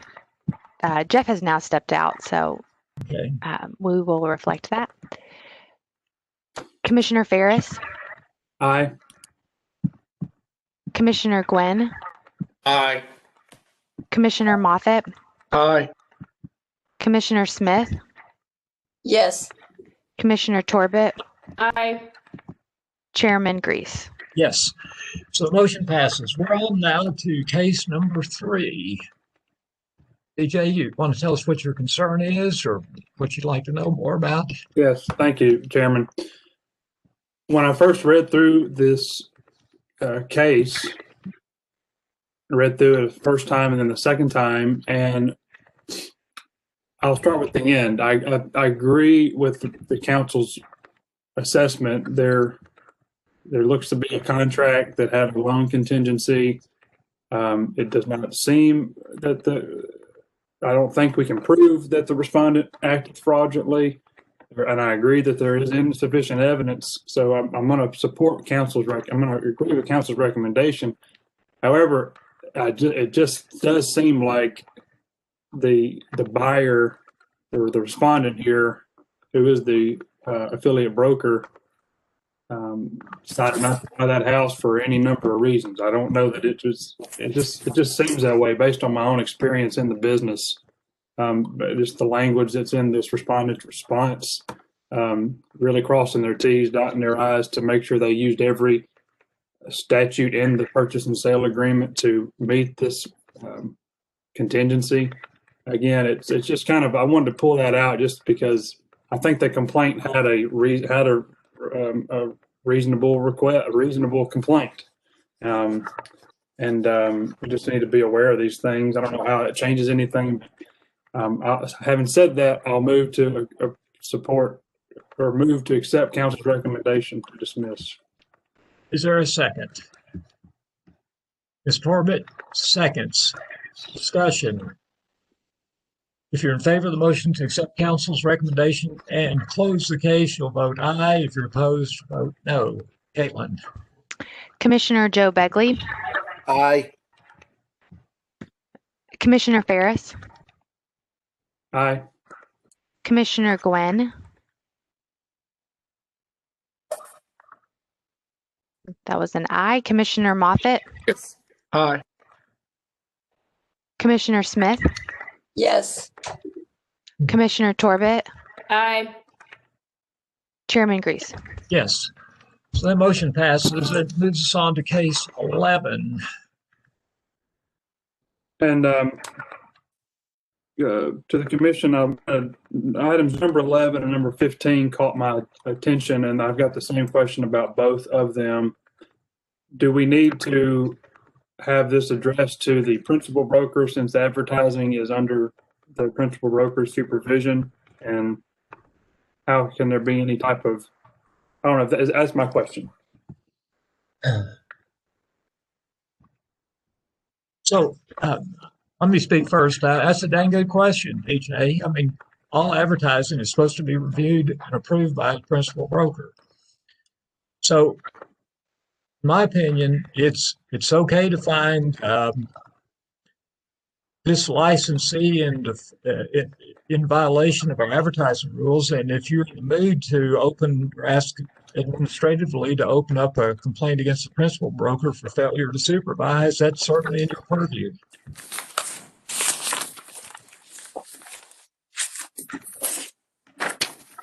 Yeah, I'm not in the mood to really. But I think all of us, I'm not a principal broker, but it needs to be taken seriously. And, it probably starts with the finding of this affiliate broker, and maybe that will commence some discussion in that office. You would hope that it would. And then you would hope the principal broker takes note and say, hey, John Doe got fined. By the way, we're tightening up our own policies to review this because it is under the purview of the principal broker. I'm not in the mood to fine any brokers or open a hearing or open anything against anybody. But those are just to my attention. So I would move to accept council's recommendation on numbers 11 and 15. If I can do that. You can do that. Is there a second to that motion? I have a question, John. Yeah, Joe. Was there any phone number on the ad? That the office was just left off and the agent's number was on there, or was there no phone number at all on the ad? There was no phone number.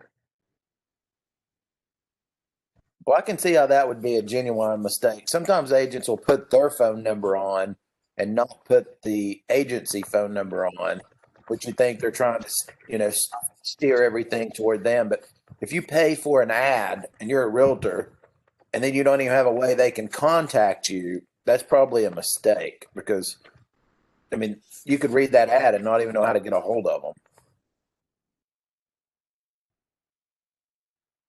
Not that I'm defending or going against your recommendation, but I do think that might have been a genuine mistake just because, not putting any contact information there was probably not the best marketing move. That might be a better indication of failure to supervise than anything, Joe. You think if the broker is supposed to review these ads, you'd think a broker would say, hey, you got to have a contact number here somewhere. But at the moment, the chair thinks we have a motion, but he doesn't think we have a second, which is to accept council's recommendation. Stacy seconds the motion. So the motion on the floor now is to accept council's recommendation for both number 11 and number 15. And DJ, you're comfortable. They're both similar situations. Yes. Okay, discussion. All right, I sense we're ready to vote. If you're in favor of the motion to accept council's recommendation on cases 11 and 15, you'll vote yes. If you're opposed, you'll vote no when your name is called. Caitlin. Commissioner Begley, Yes. Commissioner Ferris, Yes. Commissioner Gwen, Yes. Commissioner Moffett, Yes. Commissioner Smith, Yes.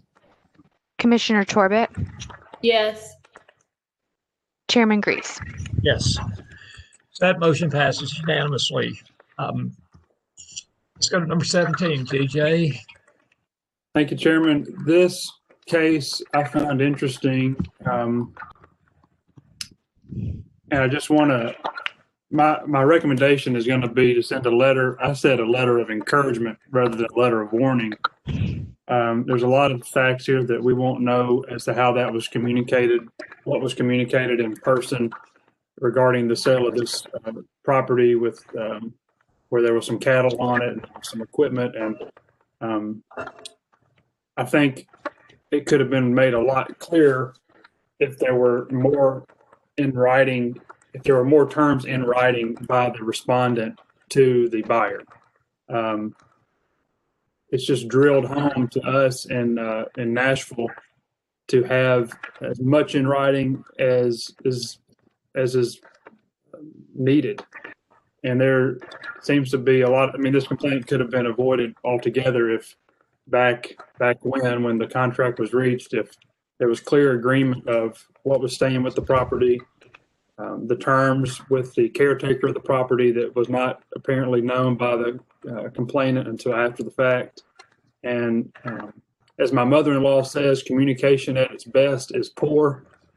And I think that can be remedied in many instances in our work if things are just written out and spelled out more clearly. So I think there weren't any laws violated, none of the rules were violated, and I don't even know, again, letter of warning is too strong, I think, but I'm just open to encouraging, on behalf of the consumers in the state, encouraging our real estate professionals to be more thorough, more proactive in writing things out and communicating better. And this isn't about dogging the respondent. I understand they were having a baby and there was, a lot of stuff going on. So I get it, but just an encouragement from us to be more thorough. Any thoughts about how to best do that and use this example, or just to go ahead and close it and move on? Commissioner Ferris, if you'd like, I could send a letter of caution advising the respondent to make sure all the terms are included in a transaction in writing. Yeah, I think that it is at least what we can do in this instance. Those terms for the caretaker that the seller had agreed to for 45 days after closing, that should have been understood by the buyer. Maybe that was presented verbally to the buyer, and but it should have been in writing. I could make a case for. And maybe it was. You're right. I support that. I move to for council to send a letter of caution to this respondent. Maybe we should rephrase it to letter of instruction. Even better. I move that council send a letter of instruction to the complainant, to the respondent. Second by Joan Smith. Discussion. Joe. Yeah, I see this every once in a while, DJ, and a lot of times it's because, the agents are afraid to put stuff on the contract that might affect the appraisal. And so, there's the appraiser doesn't know how to do a herd of cattle or the electric fence or the solar power, or, there's no comps for that. So, you'll find them doing stuff like that. So, but you're right. So many times it's almost a handshake deal, and those just aren't good. Yeah, I get that, Joe. I understand that. That's a good point, and that helps me to remember kind of how that is done in some of these transactions, and we see that too in my area of personal property, staying off of the purchase and sale agreement to keep things clean for the appraisal purposes. So, wouldn't keep. Even a simple email, between parties would have helped this out. Okay, so we've got a motion on the floor, which if passed, would allow council to send a letter of instruction to the respondent. In my opinion, if this passes, I don't remember us ever sending a letter of instruction before, so it may become known as a DJ Fairness letter of instruction remedy for certain things. So you may be on the books, DJ. All right, and seconded by Joe Smith. Surprised how many who know me. All right, I think we're ready to vote. Caitlin, if you'd please call the roll. Commissioner Begley? Oh. Aye. Commissioner Ferris? Aye. Commissioner Gwen? Aye. Commissioner Moffett? Aye. Commissioner Smith? Aye. Commissioner Torbett? Aye. Chairman Grease? Yes. So the motion passes unanimously. We're on now to number 18. Thank you, Chairman. I had a couple of questions for council on this one. Do we know if the respondent ended up being the buyer of this property? I don't believe so. I don't believe the deal went through. They did not close on the property. Okay. The what way I understood the case is you have a buyer who sought to purchase a property and requested extensions to the closing date and were granted those. Seems to be some delays with the buyer's lender on checking some pertinent information in a timely manner, which the respondent references why the seller did not make the seller did not grant the last extension to close. And then it sounds like somebody came to the table and the seller had another opportunity to sell it. And there was a date mentioned about the title work being already completed, and it could have been updated on the morning of September 13th, which was a Saturday. I looked, which my title company, I don't think works on a Saturday. But they could, I guess. I suppose somebody could. Then it said the respondent obtained a cashier's check from the bank and the closing occurred on Monday afternoon. So it just, when I read that, it sounded like, okay, what was the cashier's check for? Was it the respondent getting a cashier's check for themselves to buy that property on Monday afternoon? And were they able to buy it because they knew that it was falling apart and they knew what the seller would agree to? Again, I don't think there was any laws of the real estate commission violated, and it is a contractual dispute. But I just wanted to get a little more information. So, DJ, you ready to make a motion? So we don't know if that respondent bought it.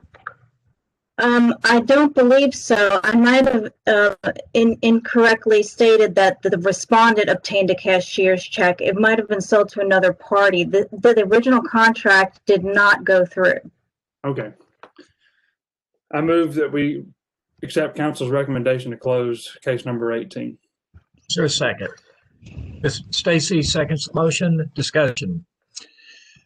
All right, when your name is called, if you're in favor of the motion, vote aye. If you're opposed, vote no. Caitlin. Commissioner Begley, Aye. Commissioner Ferris, Aye. Commissioner Gwynn, Aye. Commissioner Moffitt, Aye. Commissioner Smith, Aye. Commissioner Torbett, Aye. Chairman Grease. Yes. All right, that motion passes. We're on to number 37. Yeah, this was, I think I could almost go ahead and make the motion to accept, but I just wanted to hear from the commission and from the director, perhaps, and anyone who else. I feel like this could be something we see more and more often. I, for one, have some online CE classes that I've paid for and through the CE shop and have not had any issues, but are we seeing more of this? What can we do to help prevent this? And I'll go ahead and make the motion to accept council's recommendation, and that's the motion. And maybe we can discuss, maybe you can weigh in on this during the discussion of the motion. If this is the one that I think it is, I can weigh in. So the process for CE is that the provider submit the roster. So once an individual is licensed, we do not get CE from licensees. That responsibility is on the provider to submit everyone that took a course on any given day. And so we put the responsibility in the law and in the rule on the provider to ensure that their licensees are following the rules and the laws of the commission, and that they're there from the beginning to the end and that sort of thing. In this case in particular, the respondent attempted to submit the courses directly to us, and we went back and looked at our rosters and went with the provider, and they had no record of this student. And it had appeared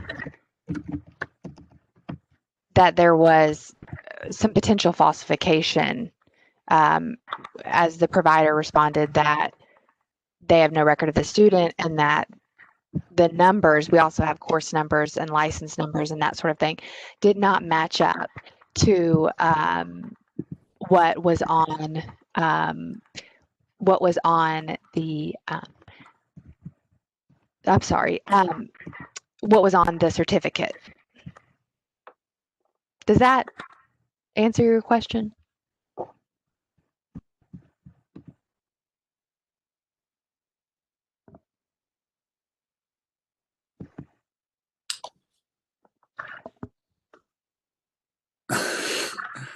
I don't know that it does. I followed you, but there's, I mean, so it looks, so this respondent, you know, licensee, in Tennessee, goes online to get CE, and he went through a fraudulent website that was providing false documents. That's what happened. Correct. Yeah. Okay. That's what he claims, and also based on the information that I reviewed, which was sent to me by the respondent, it appears that it looked very authentic, like it was actually from that particular CE provider, and the credit card statements clearly show he paid them. So now this was a fraud, and I've not had any other cases in the past 7 months like this. So I'm not quite sure how this all happened. He was spoofed, and unfortunately also has lost that money too that was paid. Okay. Yeah, it's unfortunate for this person, but I'm thankful to hear that it's not very prevalent in what you're seeing. So that's all for now. I just wanted to kind of draw it to our attention so we, and maybe even direct it back to some of the education directors to keep an eye on this in their areas, because with more and more of the education going online, this could begin to happen more frequently, but let's hope not. But I move to accept council's recommendation to close. There's a second. Seconded by Steve. Discussion. Shalina? Yes, sir. Personally, it always irritates me when a respondent finally gets around to providing information after we've offered a consent agreement. Is there some reason why this respondent didn't provide this information when the complaint was first filed? Sometimes what I'm seeing is they believe that the fact that they've responded within the 10-day time period is sufficient, and don't realize that they need to provide the additional proof. And that's what's happening quite a bit. It might be because of the short time period for them to respond. They just provide a response and believe that's for the commission. But I think the letter that goes out with the complaint asking for a response is pretty specific, isn't it? I mean, it says document what you want to say and what you want us to see. Yes, it does. I'm not sure why they're not providing all the information on the front end. I didn't get the impression in this case that there was anything, fraudulent by the respondent, and everything seemed pretty legitimate. So it provided the substantiation for what the respondent had said in the response. Okay. Second of all, was the provider that was spoofed, scammed, whatever, have we notified them that this happened and they ought to be on the lookout for it, or advise people not to fall for fake websites? We did consult them the whole time on this because that's how we found out that it appeared to be falsified. I personally don't think that we will see much more of this because I just don't think there's enough money in continued real estate education to be having fake ads out there for real estate education. So my concern would be not the $69 that the course cost, is they get the credit card number, and then there's no telling what they can do with it. That's where I would be concerned, right? Personally. In any case, the motion on the floor is to accept council's recommendation. Any other discussion? Since there is not, if you're in favor of the motion, your name is called, vote aye. If you're opposed, vote no. Caitlin. Commissioner Begley. Aye. Commissioner Ferris. Aye. Commissioner Gwynn. Aye. Commissioner Moffitt. Aye. Commissioner Smith. Aye. Commissioner Torbett. Aye. Chairman Grease. Yes. All right, that motion passes, and I believe that completes the consent agenda. Correct, Shalina? Yes, sir. So any month you want to just have, say, 37, 38, or 39 cases on, that's okay with us. All right. I believe, we have a new attorney, Pam Vaughter, and she will be also presenting cases to you soon. So I'm not sure that we can continue a low number once she gets started. I understand. Appreciate your work. Thanks very much. Thank you. All right, we're on to this agreement between the Tennessee Real Estate Commission and the Kentucky Real Estate Commission that was included in your package. Caitlin, you want to update us, or Anna, on what we should know before we vote? Yes, that is correct. We are hoping to get this agreement approved today. We have presented it before the commission a couple times and also sought out feedback from stakeholders to the agreement. The only changes that I will highlight is under 2.5, we have added the words upon request. This is to allow both states to meet their statutory requirements. And 3.2, we have also added just so that it is abundantly clear that this agreement does not supersede any laws that either Tennessee or Kentucky already has in place. So all other process once this agreement goes into place would be the same for Tennessee. We currently require a license certification from Kentucky that details the licensee's status, whether they've had any discipline, how long they've been licensed, what Kentucky's requirements are. Once we get that, we currently waive education for active licensees without any discipline, as Kentucky's pre-licensing is equivalent to Tennessee's. And they also are under the same national exam.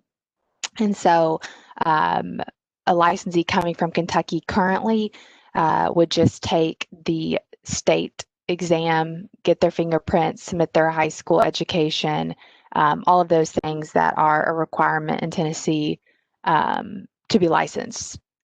This agreement would help Tennessee licensees be able to use their experience and education in Kentucky. So, any questions about that? So I've got one question, Caitlin. Uh-huh. So let's say to get licensed in Kentucky, I have to get fingerprinted. Okay. And let's say so will my fingerprints that I got taken to get my Tennessee license be acceptable to get my Kentucky license, or will I have to get fingerprinted again? No, you would have to get fingerprinted again. I know for Tennessee, fingerprints are only good for 6 months. So we would require any applicant, even an applicant that's a resident of Tennessee, if their fingerprints are more than 6 months old, they would need to get re-fingerprinted.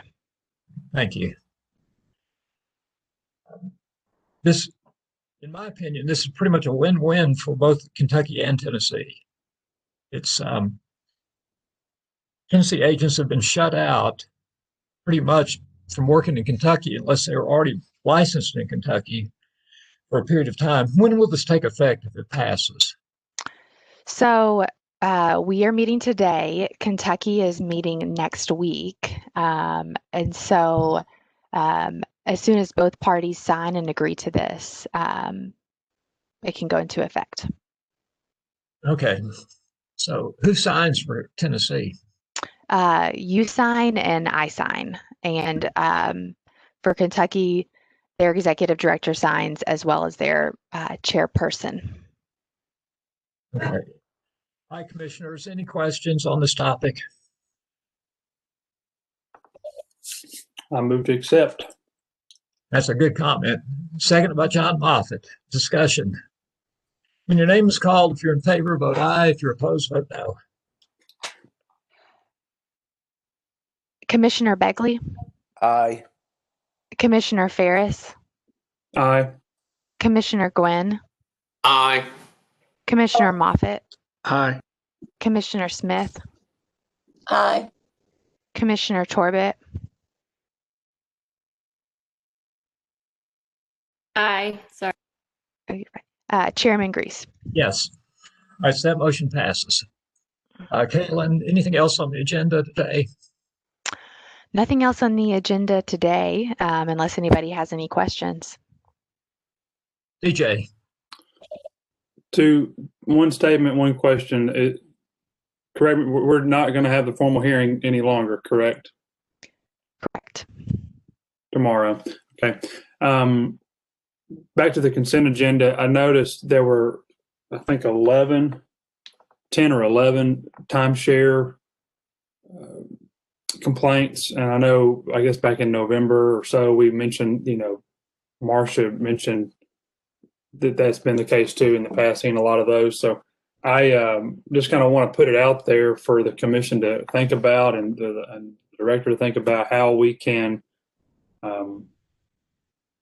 just be intentional about seeing all those and try to educate the consumer better. I don't have any answers myself. I'm just, in my short time on the commission since August, I'm seeing how prolific that seems to be, and perhaps there's a way to help smooth that out, or to help better educate the consumer about timeshares and just I can speak to that a little bit. That is something I'm in talks with our media team about. Arillo has produced a couple timeshare consumer education videos, just as far as what to watch out for. And they both relate to timeshares. And then we've also seen issues with get out of your timeshare companies that seem to be frauding consumers. And so as well, I believe Anna is joining the timeshare committee with Arillo. And so we will have our own representative on that committee. But it is something that is very concerning. A lot of consumers are being frauded in that process. And so it's something that we are working to get out to consumers and try to do it on the front end before, they have to get to the complaint process. Great. Thanks for the update. And this pun is intended. Anna, thanks for sharing your time. It's crazy. You are so welcome. It's a serious thing. I feel, these people have dreams and ideas and want to go on vacation and do these things, but they just aren't. They're just sold in some instances, and they're responsible too. They're adults, but we've got to hold ourselves to a higher standard for these timeshare brokers and whoever's selling them. So I just one thought. If it's probably a legislative issue, not a commission issue, but if the right of rescission period was extended, it might help some of these people. But frankly, a lot of the people we get complaints on or from, it's not their first timeshare, it's their second, third, or fourth they've bought. I mean, it's not like they haven't experienced it and understand it. It's just all of a sudden they decide they're tired of it. Yeah, that's true. Joan? Yes, I have a question. Talking about the videos and putting the word out, how will that be relayed? I mean, are you talking about in TV or radio? Where are those videos going to be shared? So I think it's obviously the first easy spot is just for us to share it via all of our platforms, which would be on Facebook and Twitter, and the department now has a blog. And a lot of times when we do that, they get picked up by news outlets. That's kind of what happened with, I believe Steve mentioned the blog post about buying your first home. That got picked up by a number of outlets. So I think obviously sharing it via our platforms is easy. I know Arillo has bigger goals for that for their videos.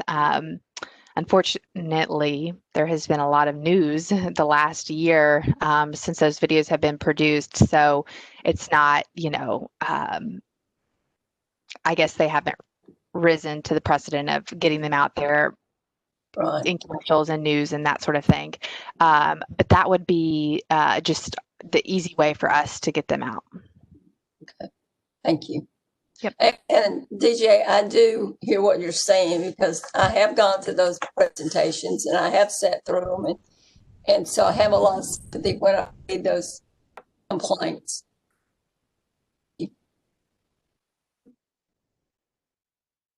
One time, a long time ago, we suggested a couple commissioners go as husband and wife and document what's actually said there, and then we'd have some real evidence to go off of. But we couldn't find two commissioners that were willing to go as husband and wife for some reason or another. We've thought about different ways to try to solve this. All right, Caitlin, anything else? Nothing else. Anna? Just a reminder, we have a rulemaking hearing next month. All right, we got to go through a long litany of procedural votes, correct? I don't think it's a long litany. It's only one set of rules, and to date, I have not received any new comments from the last period, so I expect it to move fairly normal. I won't say quickly because I'll never promise that to you guys again. You that 12:30 promise, it ended up in 6:35. I know. We don't hope. Yes. Shalene, anything left? I have nothing else. Aaron Smith, anything? Sorry, checked out. No, sir. Just remember, as Caitlin said, about your conflict of interest forms, and then we're all good. All right, pal. Appreciate it. Commissioners, any last words? Joe. So, Caitlin, I guess this is you. So, if there's a situation, so most of the time we see the cases where we decide if we're going to revoke a license or do the discipline on license. If there's a case, do sometimes you all just automatically revoke that license in a case where somebody's pled guilty or something like that? No. I think the only time where someone's license is automatically going to be revoked is the statute that Shalina mentioned before, 6213, 312F. That's provided in law for us. So if they don't notify us within 60 days, if they don't, then it's automatically revoked. But we do not have the power to automatically revoke anything. Okay. And the reason I asked that, I don't know if this is the place for it, but there was an article on the newspaper, one of our local newspapers, where an agent had gotten in trouble, and the bottom line said the Tennessee Department of Commerce and Insurance revoked blank's real estate broker license on Thursday, and that was published on January the 10th. So if you could send a copy of that link to myself and to Caitlin, we'll take a look at it because I'm not sure what you're talking about before. Maybe another specific instance we can get clarification on. Yeah, it just kind of caught me by surprise. I guess the only other thing I would say is anybody that fails to maintain E&O for a full year goes into revocation. Okay, we'll talk about it. I'll send it to you or something. Okay, that sounds good. Thank you. All right, commissioners, anything else? Make sure on your calendar the next time we'll get together, apparently on a dang computer screen, will be February 16th, Tuesday at 9:30 a.m. Eastern, 8:30 a.m. Central Standard Time. In the meantime, I hope you guys stay safe, healthy, and prosperous. Take care of them. Thank you. Thank you.